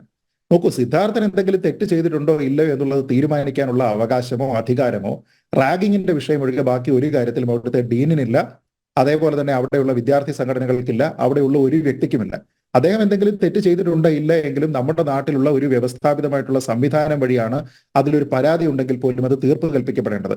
അതല്ലാതെ നിങ്ങൾക്ക് എത്ര മെറിറ്റുള്ള വിഷയമാണ് എങ്കിൽ പോലും നിങ്ങൾക്ക് കൈകാര്യം ചെയ്യാനുള്ള യാതൊരു വിധത്തിലുള്ള അധികാരവുമില്ല. അതേപോലെ തന്നെ ഭക്ഷണം കഴിക്കുന്നതുമായി ബന്ധപ്പെട്ട് ഈ അവിടെയുള്ള ഹോസ്റ്റലിലുള്ള മറ്റ് സഹപാഠികളായിട്ടുള്ള കുട്ടികളും ഈ ഡീനും പറയുന്നത് തമ്മിൽ പൊരുത്തക്കേടുണ്ട്. ഇപ്പോൾ ഭക്ഷണം കഴിക്കേണ്ടത് ഹോസ്റ്റലിലെ മെസ്സിലാണ് എന്ന് പറയുന്ന സമയത്ത് കുട്ടികൾ അവിടെ പറയുന്നത് എന്താണ്? ഹോസ്റ്റലിന്റെ സെക്രട്ടറിയും അവിടുത്തെ മെസ്സിലെ കുക്കും കൂടെ ഭക്ഷണം റൂമിൽ എത്തിച്ചു കൊടുത്തുവെന്ന്. അങ്ങനെ റൂമിൽ എത്തിച്ചു കൊടുക്കുന്ന ഒരു VIP ആയിരുന്നു സിദ്ധാർത്ഥൻ. അവിടെ മെസ്സിൽ പോയി എല്ലാവരും കഴിക്കണം എന്നുള്ളതാണ് അവിടുത്തെ സംവിധാനമെങ്കിൽ ഏത് സാഹചര്യത്തിലാണ് അവിടെ ഭക്ഷണം മുറിയിൽ കൊണ്ട് കൊടുക്കേണ്ടി വന്നിരുന്ന ഒരു സാഹചര്യം അവിടെ ഉണ്ടായത് എന്നുള്ളത് ആലോചിച്ച് നോക്കുക. എന്തായാലും 3 ദിവസമായിട്ട് ഭക്ഷണം കഴിച്ചിട്ടില്ല എന്നുള്ളത് പോസ്റ്റ്മോർട്ടം റിപ്പോർട്ടിൽ വ്യക്തമാണ്. ഭക്ഷണം കൊടുത്തിട്ടുണ്ട് എന്ന് പറയുന്ന ആൾക്കാരുണ്ട്. കൊടുത്തിട്ടുണ്ട്, കഴിച്ചിട്ടില്ല എങ്കിൽ ഒന്നുകിൽ ഭക്ഷണം നിരസിക്കാം, അതല്ലെങ്കിൽ അത് കഴിക്കാൻ പോലും പറ്റുന്ന അവസ്ഥയിലല്ല. ഇതിൽ കഴിക്കാൻ പോലും പറ്റാത്ത അവസ്ഥയിലായതുകൊണ്ടാകുമല്ലോ ഈ കുക്ക് കൊണ്ട് ഭക്ഷണം റൂമിൽ കൊണ്ട് കൊടുക്കുന്നത്. അതല്ലാതെ അദ്ദേഹം ഒരു VIP ആയതുകൊണ്ടല്ലോ, തല്ല് കിട്ടുന്ന ആൾക്കാരെല്ലാം VIP ആണ് എന്നുള്ള ഒരു പരിഗണനയൊന്നും അവിടെ ഇല്ലല്ലോ. അപ്പൊ ഞാൻ പറഞ്ഞത് ഈ ഡീനൊക്കെ ആ കസേരയിൽ ഇരിക്കുന്നത് എന്തിനു വേണ്ടിയിട്ടാണ്? എന്ത് ഉത്തരവാദിത്തം നിറവേറ്റുന്നതിന് വേണ്ടിയിട്ടാണ്? അദ്ദേഹം തന്നെ പറയുകയാണ്, എനിക്ക് പല ചുമതലകളാണ്, എനിക്ക് അവിടെ പോലീസിനെ കാണണം, എനിക്ക് ഇവിടെ ഇന്ന കാര്യം ചെയ്യണം, മറ്റേത് ചെയ്യണം. അപ്പൊ ഞാൻ പല ആൾക്കാരെ കോർഡിനേറ്റ് ചെയ്തുകൊണ്ട് ഈ വീട്ടിലേക്ക് അറിയിക്കുക, മറ്റുള്ള കാര്യം കോർഡിനേറ്റ് ചെയ്യുക, ഇതൊക്കെ ഞാൻ അവിടെ ചെയ്യുകയാണെന്ന് അദ്ദേഹം പറയുന്നത് ആലോചിച്ച് നോക്കുക. വിദ്യാർത്ഥികളാണെങ്കിലും അദ്ദേഹമാണെങ്കിലും പറയുന്നത് യാതൊരു വിധത്തിലുള്ള പ്രശ്നങ്ങളുമില്ലാത്ത സംഘർഷരഹിതമായിട്ടുള്ള ഒരു ക്യാമ്പസ് ആണ്. അങ്ങനെ സംഘർഷരഹിതമായിട്ടുള്ള ഒരു ക്യാമ്പസ് ആണെങ്കിൽ നേരത്തെ ഇപ്പൊ പോലീസ് തന്നെ പറയുന്ന രീതിയിലുള്ള അലിഖിതമായിട്ടുള്ള ഈ പരസ്യ വിചാരണ പോലെയുള്ള കാര്യങ്ങൾ അവിടെ ഇല്ലാത്ത ഒരു ക്യാമ്പസ് ആണ് എങ്കിൽ ഈ സംഭവം വരുമ്പോൾ ആദ്യം ഞെട്ടേണ്ടത് ഡീനല്ലേ? അയ്യോ, നമ്മുടെ കോളേജിൽ ക്യാമ്പസിൽ ഇന്നേ വരെ ഉണ്ടായിട്ടില്ലാത്ത ഒരു സംഭവം ഇവിടെ നടനാടെ ഉണ്ടായിരിക്കുന്നു, ഇങ്ങനെ ഒരു കുട്ടി ആത്മഹത്യ ചെയ്തിരിക്കുന്നു, അതിന് പിന്നിൽ ഒരു പ്രശ്നമുണ്ട് എന്നൊക്കെ പറയുന്നത്, അല്ലെങ്കിൽ അത് ആ കാര്യമെല്ലാം അറിഞ്ഞതിന് ശേഷം ഒരു ഞെട്ടൽ ഉണ്ടാകേണ്ടത് ഈ ഡീനിനാണ്. ഈ ഡീനല്ലേ ഉത്തരവാദിത്തപ്പെട്ട ഒരാളെന്ന രീതിയിൽ അവിടെ വിളിച്ചിട്ട് വീട്ടുകാരോട് അത് സംസാരിക്കേണ്ടത്? അതോ വേറെ ആരെങ്കിലും ചുമതലപ്പെടുത്തുകയാണോ ചെയ്യേണ്ടത്? അപ്പൊ ഇത് വളരെ നിരുത്തരവാദപരമായ രീതിയിലത്തേക്ക് കൈകാര്യം ചെയ്തിരിക്കുന്ന ഒരു വിഷയമാണ്. ഇതിലുള്ള പല ആൾക്കാർക്കും ഈ വിഷയത്തിൽ യഥാർത്ഥത്തിൽ സംഭവിച്ചിരിക്കുന്നത് എന്താണ് എന്ന് വളരെ വ്യക്തമായിട്ട് അറിവുണ്ട്. ഇപ്പൊ VC അവിടെ നിന്ന് തെറിച്ചു. കാരണം അവിടെ സുരക്ഷാ സംവിധാനത്തിന് വേണ്ടിയിട്ടുള്ള ആൾക്കാർ കാര്യങ്ങൾ ഒന്നും തന്നെ കൃത്യമായ രീതിയിൽ ഡിപ്ലോയ് ചെയ്തിട്ടില്ല എന്നുള്ള ഒരു വലിയ വീഴ്ച അങ്ങനെ നോക്കിക്കഴിഞ്ഞാൽ യൂണിവേഴ്സിറ്റിയുടെ ഭാഗത്തുണ്ട്. VC തെറിച്ചു. ഞാൻ പറയുന്നത് VC തെറിക്കുന്നതിനേക്കാൾ മുമ്പ് തെറിക്കേണ്ടുന്ന ആളാണ് അവിടുത്തെ ഡീൻ എന്നുള്ളതാണ് അദ്ദേഹത്തിന്റെ വിശദീകരണം. ബന്ധപ്പെട്ടുള്ള അദ്ദേഹത്തിന്റെ പ്രസ്താവന മന്ത്രി ചിഞ്ചുറാണി തന്നെ പിന്നെ വാഴ്ത്തി പറഞ്ഞു ഈ ഡീനിനെ. എന്തായാലും ഡീനിനെയും അതുപോലെ അസിസ്റ്റന്റ് വാർഡനെയും സസ്പെൻഡ് ചെയ്യാൻ നിർദ്ദേശം കൊടുത്തിട്ടുണ്ടെന്ന് പറഞ്ഞു. ഇതുവരെ ആ ഓർഡർ ഇറങ്ങിയിട്ടില്ല. ശ്രീത്തെ നോക്കിയാല് ഈ വയനാട്ടിലൊക്കെ ഇറങ്ങുന്ന ആനയില്ലേ, അതെ. ആ ആനയൊക്കെ ആൾക്കാരെ കൊല്ലുന്നുണ്ട്. പക്ഷെ എങ്കിലും ഇത്ര ആൾക്കാരെയാണ് കൊല്ലുന്നത് എന്ന രീതിയിലത്തേക്കെങ്കിലും കണ്ടു കഴിഞ്ഞാൽ അതിന് കൂടുതൽ മനുഷ്യ സ്നേഹമുണ്ട് എന്ന് പറയേണ്ടി വരും. കാരണം നമ്മളെ പോലെ ചിന്തിക്കാനുള്ള ബുദ്ധിയൊന്നും ഇല്ലാത്ത ഒരു ആനിമലാണ് എന്ന രീതിയിലാണ് നമ്മൾ അതിനെയൊക്കെ പറയുന്നത്. നമ്മൾ അങ്ങനെ വെറും ആനിമൽസ് അല്ലല്ലോ, നമ്മളൊക്കെ മനുഷ്യരല്ലേ. നമ്മളൊക്കെ ഈ പറയുന്നത് പോലെ നമ്മളിങ്ങനെ എന്താണ് ശരി എന്താണ് തെറ്റ് എന്ന രീതിയിലത്തേക്കൊക്കെ അറിയുന്ന ഒരു ഗ്രൂപ്പായിട്ട് ജീവിക്കുന്ന, കൃത്യമായിട്ടുള്ള നിയമാവലികളുള്ള, അതിനനുസരിച്ച് ജീവിക്കേണ്ടുന്ന കേവല മനുഷ്യരല്ലല്ലോ. നമ്മളപ്പോ ഈ ആനയുടെ ബുദ്ധി അല്ലെങ്കിൽ ആനയുടെ രീതിയിലത്തേക്കൊക്കെ ചിന്തിക്കരുത് എന്നുള്ളതാണ് എനിക്ക് ഡീനിനോട് പറയാനുള്ളത്. അദ്ദേഹത്തിന്റെ ഉത്തരവാദിത്വം അവിടെ കാണിച്ചിട്ടില്ല എന്നുള്ളത് അദ്ദേഹത്തിന്റെ ആ പ്രതികരണത്തിൽ നിന്നും എത്ര ലാഘവ ബുദ്ധിയോടുകൂടിയാണ് അദ്ദേഹം അതിനെ ഇപ്പോഴും സമീപിക്കുന്നത് എന്നതിൽ നിന്ന് വളരെ വ്യക്തമാണ്. ഡോക്ടർ മേഘ, സനൂപ് മാഷിനെ പോലെ തന്നെ SFIയുടെ ക്രൂരതയ്ക്ക് ഇരയായ ഒരു വ്യക്തി കാലടി സംസ്കൃത സർവകലാശാല ക്യാമ്പസിലാണ് മേഘയ്ക്കെതിരെ അതിക്രമം ഉണ്ടായത്. ഇപ്പോഴിതാ എനിക്ക് തോന്നുന്നു വർഷങ്ങൾ കഴിഞ്ഞിട്ടും ഇറ്റ് ഈസ് ഗോയിങ് ഓൺ, ഒരു മാറ്റവും ഇല്ല. ഡോക്ടർ മേഘ, ഈ സംഭവത്തെ എങ്ങനെയാണ് ഡോക്ടർ മേഘ നോക്കിക്കാണുന്നത്? 17 വർഷങ്ങൾക്ക് ശേഷവും അതിനേക്കാൾ ദാരുണമായിട്ടാണ് ഇപ്പോഴത്തെ അവസ്ഥകൾ. അന്ന് എതിർപക്ഷത്തുള്ള ഒരു വിദ്യാർത്ഥി പ്രസ്ഥാനത്തിന് വേണ്ടി പ്രവർത്തിച്ചിരുന്നു എന്നുള്ളത് കൊണ്ടാണ് എനിക്കും സനൂപിനും ഒക്കെ ഈ ആക്രമണം നേരിടേണ്ടി വന്നത്. ഇന്നിപ്പോ അങ്ങനെ ഒരു പ്രത്യേക പക്ഷത്ത് നിൽക്കാത്ത, അവരുടെ എതിർപക്ഷത്ത് നിൽക്കാത്ത ഒരു വിദ്യാർത്ഥിയാണ് അതിദാരുണമായി കൊല ചെയ്യപ്പെട്ടിരിക്കുന്നത്. അപ്പോ ഈ പ്രസ്ഥാനത്തിന്റെ ചിന്താഗതി അല്ലെങ്കിൽ പ്രസ്ഥാനത്തിന്റെ പ്രത്യയശാസ്ത്രം എന്ന് പറയുന്നത് അവർക്ക് യാതൊരു തരത്തിലും അഭിപ്രായ വ്യത്യാസമുള്ള ആരാണെങ്കിലും, അതിപ്പോ സ്വന്തം പാർട്ടിയിലുള്ളവരാണെങ്കിൽ പോലും അഭിപ്രായ വ്യത്യാസത്തിൽ മാറി എന്നാൽ ദാരുണമായ അന്ത്യം അവർക്കുണ്ടാവും എന്നുള്ളതാണ് ഇത് സൂചിപ്പിക്കുന്നത്. ഇത് വളരെ ദുഃഖകരമായിട്ടുള്ള ഒരു അവസ്ഥയാണ്. 17 വർഷങ്ങൾക്ക് മുമ്പ് ഞാൻ ഒരു MPhil വിദ്യാർത്ഥിയായിരുന്നു. ഇന്നിപ്പോ ഞാനിവിടെ നിൽക്കുന്നത് ആസ് എൻ എഡ്യൂക്കേറ്റർ ആയിട്ട് കൗൺസിലിംഗ് സൈക്കോളജി എല്ലാം പ്രാക്ടീസ് ചെയ്യുന്ന, സ്കൂൾ കൗൺസിലിംഗ് ഒക്കെ കൊടുക്കുന്ന ഒരു അധ്യാപികയും കൂടിയാണ്. അങ്ങനെയാണ് നിൽക്കുന്നത്. ഈ കുട്ടികൾ എന്താണ് ഇങ്ങനെ പോകുന്നത് എന്നുള്ളതിൽ വളരെ വളരെ സങ്കടപ്പെടുന്നു. നമ്മുടെ യുവത്വം വഴിതെറ്റി പോവാണ്. ഒരുപക്ഷെ ഈ വേട്ടക്കാരായി നിൽക്കുന്നവർക്ക് അവര് കണ്ട് മനസ്സിലാക്കുന്നത് അവരവരുടെ പാർട്ടിയുടെ ഹീറോസ് ഒക്കെ ആയിട്ടാണ് അവർ കരുതുന്നത് ചിലപ്പോ. അതുകൊണ്ടായിരിക്കും അവർക്ക് കൂടുതൽ അക്രമം ചെയ്യാനുള്ള ഒരു ഉത്സാഹം കിട്ടുന്നത്. ഒരുപക്ഷെ ഒരു അക്രമം നടത്തി കഴിയുമ്പോൾ ഉന്നത പദവികൾ കിട്ടുമായിരിക്കും, വേണമെങ്കിൽ മന്ത്രിപദം വരെ എത്തിയ സന്ദർഭങ്ങളൊക്കെ മുമ്പിലുണ്ട്. അപ്പോ അതുകൊണ്ട് ഇവർക്ക് അക്രമം ചെയ്യാനുള്ള പ്രോത്സാഹനമാവാണ് പലപ്പോഴും.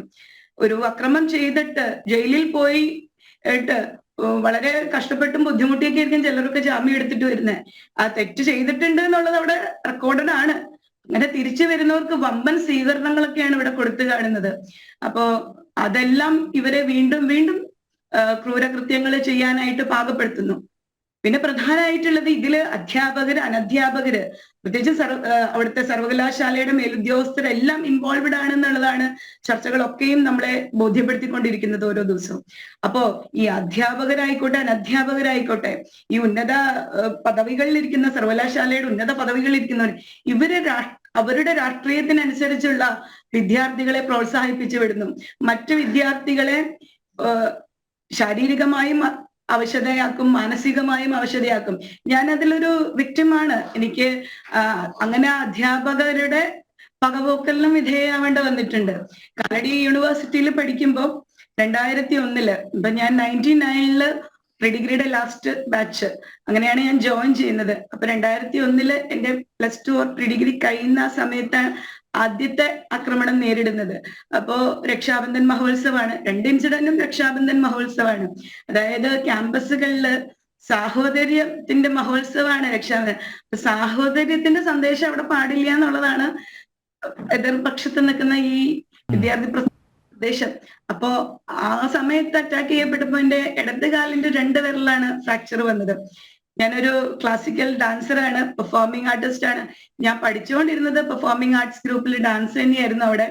അപ്പൊ എന്നെ സംബന്ധിച്ച് കാലിന് പരിക്ക് പറ്റിയ, ആർക്കാണെങ്കിലും പരിക്ക് പറ്റുന്ന വലിയ പരിക്ക് തന്നെയാണ്. അല്ല, ഞാൻ പേഴ്സണലി പറഞ്ഞു കഴിഞ്ഞാൽ കാലിന് പരിക്ക് പറ്റിയ, അപ്പൊ അന്ന് 18-19 വയസ്സുള്ള എനിക്ക് വളരെയധികം അത് ബുദ്ധിമുട്ടും അന്നൊക്കെ അത്രയും തന്നെ താങ്ങാനുള്ള മനസ്സും ഒക്കെ ഉണ്ടായൊരു ഭാഗ്യമാണെന്നേ കരുതുന്നുള്ളൂ. 2007 എത്തുമ്പോഴത്തേക്കും ഞാൻ MPhil റിസർച്ച് ചെയ്യുകയാണ്. ആ സമയത്തും അപ്രതീക്ഷിതമായിട്ടാണ് ഞാൻ ആ ക്യാമ്പസിൽ അന്നത്തെ രക്ഷാബന്ധനിൽ പങ്കെടുക്കുന്നത്. ഞാൻ ക്യാമ്പസിൽ എത്തിയിട്ടുണ്ടെന്ന് അറിഞ്ഞിട്ട് എബിപിയുടെ അന്നത്തെ യൂണിറ്റ് ചുമതലയിലുള്ളവർ എന്നെ വന്ന് വിളിക്കുകയായിരുന്നു, ചേച്ചി എന്തായാലും വരണം, 2 വാക്ക് സംസാരിക്കണം. അപ്പോ ഞാൻ ആദ്യം ഒന്ന് ഒഴിഞ്ഞു നിന്നതാണ്, നിങ്ങളൊക്കെ ഉണ്ടല്ലോ, പുതിയ കുട്ടികളൊക്കെ ഉണ്ടല്ലോ എന്ന് പറഞ്ഞിട്ട്. അല്ല, തീർച്ചയായും വരണം. അവർ അത്രയും റെസ്പെക്റ്റോടെ അത്രയും സ്നേഹത്തോടെയാണ് വിളിച്ചത്. ഞാൻ അവിടെ ചെന്ന് നിന്നു, അമുഖമായിട്ട് പ്രഭാഷണം നടത്തി, വളരെ അപ്രീസിയേഷൻ കിട്ടി. ഒത്തിരി കുട്ടികൾ എൻ്റെ അടുത്തേക്ക് ഓടി വരുന്നുണ്ടായിരുന്നു. അതിനുശേഷം 2 കുട്ടി ഞാൻ സംസാരിച്ച് നിൽക്കുന്ന ആ സമയത്താണ് എന്റെ വലത് കണ്ണിലേക്ക് ഈ പറഞ്ഞ പോലെ അവിടെ ബിൽഡിംഗ് കൺസ്ട്രക്ഷൻ ഒക്കെ നടക്കുന്നുണ്ടായിരുന്നു. അപ്പൊ അതില് വാരിക്കോലാണ് അവര് ഈ കൊടിയെട്ടാനും അങ്ങനത്തെ കാര്യങ്ങൾക്കൊക്കെ തെരഞ്ഞെടുത്തിരുന്നത്. അപ്പോ വാരിക്കോൽ അങ്ങനെ കൊണ്ടുവന്നിട്ടുണ്ടെങ്കിൽ തീർച്ചയായിട്ടും ആക്രമണത്തിന് വേണ്ടി തന്നെയാണല്ലോ. ആ വാരിക്കോൽ കൊണ്ട് കണ്ണിൽ കുത്തി വലിച്ചുകറി എന്നുള്ളതാണ്. അപ്പോ 12 സ്റ്റിച്ചുകളാണ് കണ്ണിൽ വീണത്. അപ്പോ ഒരു പെൺകുട്ടിയാണ്. അപ്പൊ എല്ലാ തരത്തിലും ആ സമയത്തൊക്കെ ഒരുപാട് വിഷമിച്ചിട്ടില്ല എന്നൊന്നും പറയാൻ പറ്റില്ല, അതൊക്കെ ഉണ്ടായിട്ടുണ്ട്. പക്ഷെ എനിക്ക് അതിജീവിക്കാൻ പറ്റിയിട്ടുണ്ട്. എനിക്ക് ഫാമിലിയുടെ നല്ല സപ്പോർട്ട് ഉണ്ടായിരുന്നു. എന്റെ കേസും കാര്യങ്ങളും കൊടുത്തു വെക്കാൻ ഞാൻ തന്നെയാണ്.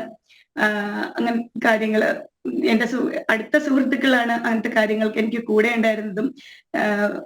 അതിനുശേഷം ഈ കേസ് എങ്ങോട്ട് പോകുന്നുള്ളതാണ്. ഇപ്പോ സനൂപിന്റെ കാര്യം ചോദിച്ചതുപോലെ മറ്റു കാര്യങ്ങൾ ചോദിക്കുന്ന പോലെ പല പ്രശ്നങ്ങൾ ഉണ്ടാവുമ്പോ എനിക്കിപ്പോ ഒരു രാഷ്ട്രീയ സംഘടനയായിട്ടും നേരിട്ട് ബന്ധങ്ങളൊന്നും ഇല്ലാത്തതുകൊണ്ട് ഞാൻ പറയാണ്. അപ്പൊ പല കോംപ്രമൈസുകൾക്കും വേണ്ടി വരും. ഞാനൊരു കോംപ്രമൈസിലേക്ക് പോയിട്ടില്ല. ഇന്നും ഞാൻ ആ കേസ് പിൻവലിച്ചിട്ടും ഇല്ല. ആ കേസിൽ ഉണ്ടായിരുന്നവരൊക്കെ ഇന്ന് തദ്ദേശ സ്വയംഭരണ സ്ഥാപനങ്ങളിൽ ജോലി ചെയ്യുന്നു, മറ്റൊരു പഞ്ചായത്തിൽ പ്രസിഡന്റായിട്ടൊക്കെ ഇരിക്കുന്നു. അങ്ങനെയൊക്കെ എനിക്ക് അറിയാൻ സാധിച്ചിട്ടുണ്ട്. എനിക്ക് ആരോടും വൈരാഗ്യമില്ല കേട്ടോ. എന്നെ കണ്ടിട്ട് ഈ കുട്ടികൾ എൻ്റെ അടുത്ത് വന്നിട്ടുമുണ്ട്. അതിനുശേഷം എന്നെ കണ്ട് സംസാരിച്ചിട്ടുണ്ട്. കാരണം എന്റെ മാനസിക തല ഒത്തിരി മാറി. ഞാൻ വളരെ മതനിരപേക്ഷമായി എല്ലാവരെയും റെസ്പെക്ട് ചെയ്ത് എല്ലാ തരത്തിലുള്ള നല്ല ആക്ടിവിറ്റീസിന് സപ്പോർട്ട് ചെയ്ത് പോകുന്ന ഒരു വ്യക്തിയാണ്. അപ്പോ കുറെ കൂടി പ്യൂരിഫൈ ചെയ്തിട്ടുണ്ട് നമ്മൾ പ്യൂരിഫൈ ചെയ്യുന്നു. പക്ഷെ അപ്പൊ എനിക്ക് മനസ്സിലാവുന്നത് വ്യക്തികളല്ല, ഈ പ്രസ്ഥാനത്തിന്റെ തന്നെ അടിത്തറയ്ക്കാണ് പ്രശ്നം. ഈ പ്രസ്ഥാനത്തിൽ കുറച്ച് നല്ല വ്യക്തികളൊക്കെ ഉണ്ട്. എനിക്ക് SFIയിൽ ഉണ്ടായിരുന്ന നല്ല സുഹൃത്തുക്കൾ എനിക്കുണ്ട്, ഇപ്പോഴും ഉണ്ട്. ഞങ്ങൾ ഒരുമിച്ച് കൂടാറൊക്കെ ഉണ്ട് എന്റെ സുഹൃത്തുക്കൾ എന്നുള്ള നിലയിൽ. പക്ഷേ അപ്പൊ പ്രസ്ഥാനത്തിന് കൃത്യമായിട്ടൊരു പ്രശ്നമുണ്ട്.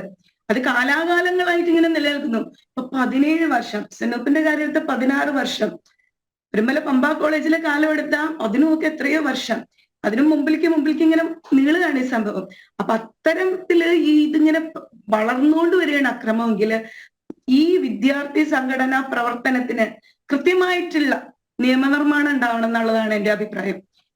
അതില്ലാന്നുണ്ടെങ്കിൽ ഈ അക്രമം ഇനിയും വർദ്ധിച്ചുകൊണ്ടിരിക്കും. ഇപ്പോ ഈ മോൻ, ഇപ്പോ സിദ്ധാർത്ഥ്, എനിക്കും 2 ആൺകുട്ടികളാണ്. ഇപ്പൊ എന്റെ മോൻ ഒരു 3 വർഷം അല്ലെങ്കിൽ 4 വർഷം കഴിയുമ്പോ ഒരു ക്യാമ്പസിലേക്ക് പോകേണ്ട ഒരു കുട്ടിയാണ്. ഇപ്പൊ ഞാൻ എന്ത് ധൈര്യത്തിലാണ്, എന്ത് വിശ്വാസത്തിലാണ് ഈ കേരളത്തിലെ സർവകലാശാലകളിലേക്ക് എന്റെ കുട്ടിയെ അയക്കാം? അപ്പൊ 17 വർഷം മുമ്പ് അമ്മയ്ക്കുണ്ടായ ദുരനുഭവം, അതിനേക്കാൾ ദാരുണമായ ദുരനുഭവങ്ങളാണ് ഇപ്പോഴും ക്യാമ്പസുകളിലുള്ളത്. അപ്പൊ എത്ര വിശ്വാസത്തോടു കൂടി നമുക്ക് അയക്കാൻ സാധിക്കും? ഇന്നലെയാണ് എന്റെ കുട്ടികളെ ഈ പ്രശ്നങ്ങളൊക്കെ, സ്കൂൾ പഠിക്കുന്ന കുട്ടികളാണ് അവര് അറിയണത്. ഇപ്പോ കൊച്ചു കുട്ടികൾ ചോദിക്കുക, ഇങ്ങനെയൊക്കെയാണോ ക്യാമ്പസ്? ഇപ്പൊ ഞങ്ങളൊക്കെ പാരന്റ്സ് കുട്ടികളുടെ വിദ്യാഭ്യാസത്തിന് വേണ്ടി അവരുടെ സ്കൂൾ എവിടെയാണോ അവിടെ താമസിക്കുകയാണ്. അപ്പൊ അത്ര കെയർ ചെയ്ത് ഇവരെ 10th 12th ഒക്കെ അവരെ വളർത്തിയിട്ട് ഇവരെ ഒരു ഹയർ സ്റ്റഡീസിലേക്ക് അയക്കുമ്പോൾ നമ്മൾ ഈ അധ്യാപകരെയാണ് പ്രതീക്ഷിക്കുന്നത് ഇവരെ സംരക്ഷിക്കും. ഇപ്പൊ വാർഡൻ അവിടെ ഇല്ല, എന്തൊക്കെയോ ഞാൻ കേട്ടിരുന്നു. വാർഡൻ തൊട്ടടുത്ത് താമസിക്കില്ല, ഹോസ്റ്റലിൽ അങ്ങനെ സംരക്ഷണത്തിന് സെക്യൂരിറ്റി ഇല്ല, ആരും ഇല്ല, അങ്ങനെയൊക്കെ പറയണത്. ഇത് എന്തൊരു ഹോസ്റ്റലാണ്? അപ്പോ അധ്യാപകരുടെ മുറിയിലാണ് മദ്യപാനം നടക്കുന്നത്. അതിപ്പോ പുറത്തു വന്നതാണ്. നേരത്തെ അവിടെ VC ആയിരുന്ന ഡോക്ടർ അശോക് ഇന്ന് തുറന്നു പറഞ്ഞിട്ടുണ്ടത്. അതെ, എനിക്ക് പറയാനുള്ളത് കൃത്യമായിട്ടും ഇതിന് പിന്നിൽ ഒരു ഗൂഢാലോചനയുണ്ട്. അവിടുത്തെ ഈ പറയുന്ന കീ പേഴ്സൺ ആയിട്ട് ഇന്ന് സസ്പെൻഡ് ചെയ്യപ്പെട്ട ആൾ ഉൾപ്പെടെ അത് മാസ്റ്റർ ബ്രെയിൻ ഇതിന്റെ പിന്നിൽ പ്രവർത്തിച്ചിട്ടുണ്ട് എന്നുള്ള കാര്യത്തിൽ യാതൊരു സംശയവും വേണ്ട, അതുണ്ടായിട്ടുണ്ട്. ഞാനൊരു സംഘടനയുടെ വക്താവായിട്ടല്ല പറയുന്നത്, പക്ഷെ ഞാനൊരു എഡ്യൂക്കേറ്റർ ആയിട്ട് അല്ലെങ്കിൽ എനിക്ക് പല സ്കൂളുകളിൽ പോയുള്ള പരിചയമുണ്ട്. ക്യാമ്പസുകൾ കണ്ടുപരിചയമുണ്ട്.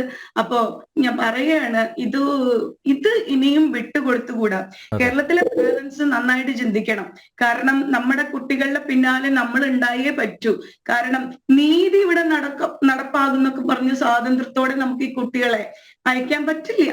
കാരണം 17 വർഷത്തിന് ശേഷം എനിക്ക് നീതി കിട്ടിയിട്ടില്ല ഇവിടെ.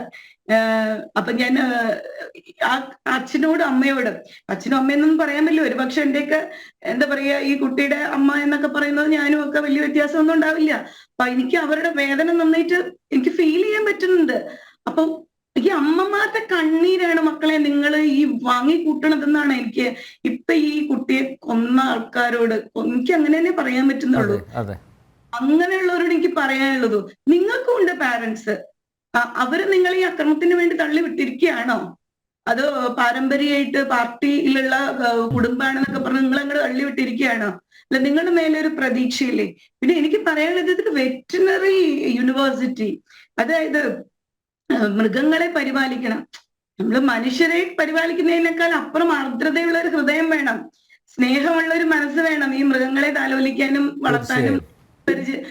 ഇത്ര ക്രൂര മനസ്സുള്ളവര് എങ്ങനെയാണ്, അതായത് സഹജീവിയോട് കൂടപ്പുറപ്പായിട്ടൊക്കെ കാണേണ്ട ഈ കൂട്ടുകാരനോട് ഇങ്ങനെ ചെയ്യുന്ന ഈ കുട്ടികള് എങ്ങനെയാണ് ഇവര് പഠിച്ചിട്ട് നമ്മൾ ശാസ്ത്ര മേഖലക്ക് തന്നെ അപമാനമാണ് ഇത്തരം മൃഗത്തെ നോക്കാൻ നമ്മൾ എന്ത് ധൈര്യത്തിൽ ഇവർക്ക് കൊടുക്കുക? മനുഷ്യ ജീവനോട് ഇത്രയേ ഉള്ളൂ അവർക്ക് താല്പര്യമെങ്കില് ആ മൃഗത്തിനെ നമ്മൾ കൊടുത്ത ജീവനോട് തിരിച്ചു തരുമോ? അപ്പൊ എങ്ങനെ നമ്മൾ ഇവരെ കൊണ്ടുപോകും? ഡോക്ടർ മേഘ, ഞാനൊന്ന് ഇടപെടുകയാണ്. നമ്മുടെ സമയ പരിമിതി കൊണ്ടാണ്. അഡ്വക്കേറ്റ് സോജൻ കുറേ സമയമായി വന്നിരിക്കുന്നു. അഡ്വക്കേറ്റ് സോജൻ, ഇപ്പോൾ ഡോക്ടർ മേഘയും അതുപോലെ ശ്രീ സനൂപൊക്കെ പറഞ്ഞ പോലെ നിയമത്തിന് എന്ത് ചെയ്യാൻ പറ്റും? ഇപ്പോൾ ഇതിൻ്റെ വിചാരണയൊക്കെ വളരെ കാലതാമസം എടുക്കുന്നു നടക്കാൻ വേണ്ടി. ഈ പ്രതികളൊക്കെ അവർ രക്ഷപ്പെട്ടു പോകുന്നു, പല പഴുതുകളും നടക്കുന്നു, അഡ്ജസ്റ്റ്മെൻറ്റ് നടക്കുന്നു.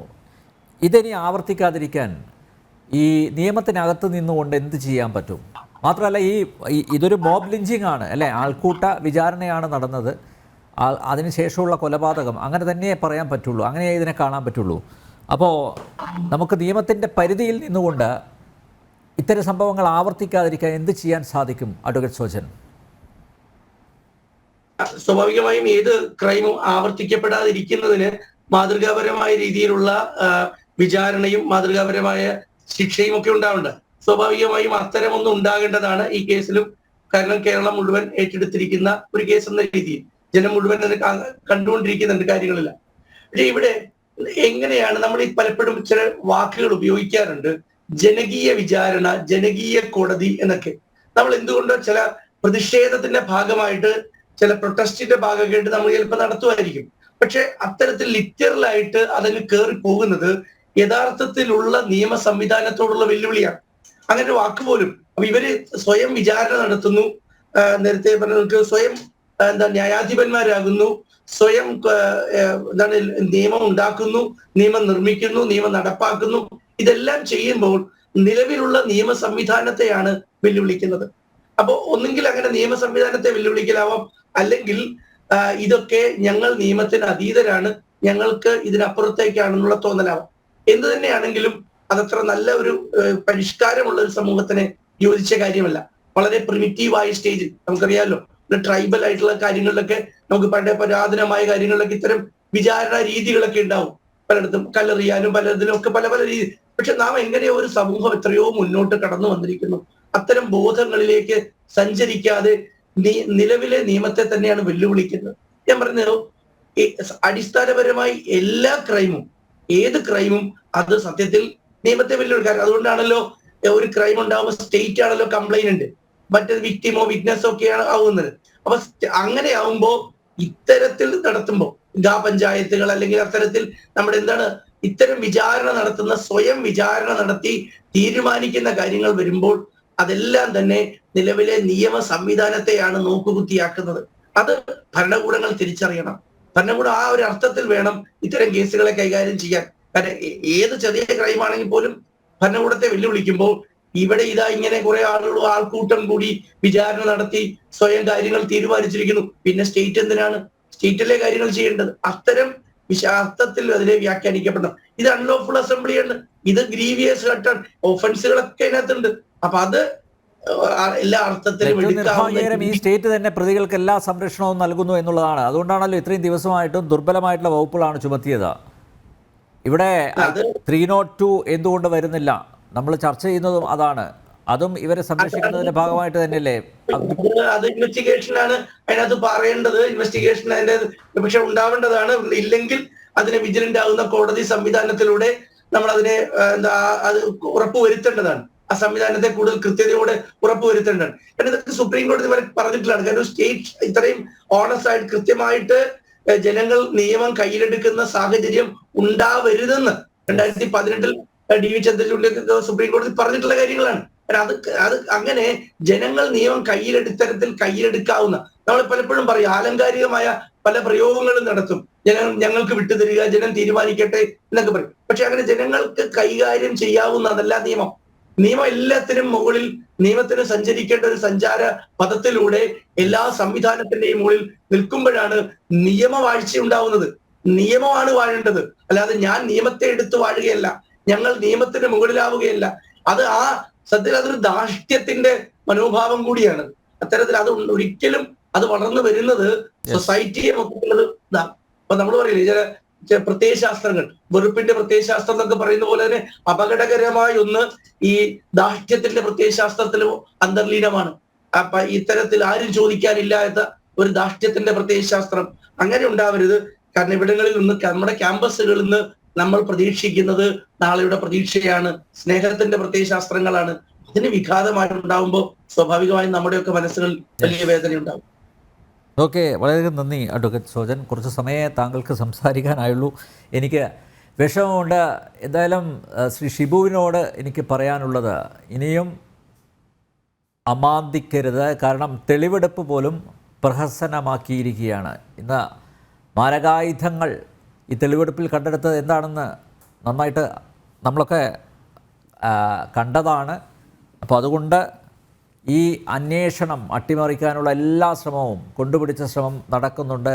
അതുകൊണ്ട് അത് മനസ്സിലാക്കിയുള്ള ഇടപെടൽ അടിയന്തരമായി നിങ്ങളുടെ ഭാഗത്തു നിന്നുണ്ടാവണം എന്ന് മാത്രമേ എനിക്ക് അഭ്യർത്ഥിക്കാനുള്ളൂ. എഡിറ്റേഴ്സ് ചോയ്സ് ഇവിടെ പൂർണ്ണമാവുന്നു. ചർച്ചയിൽ പങ്കെടുത്ത എല്ലാ അതിഥികൾക്കും നന്ദി, ഒപ്പം പ്രേക്ഷകർക്കും.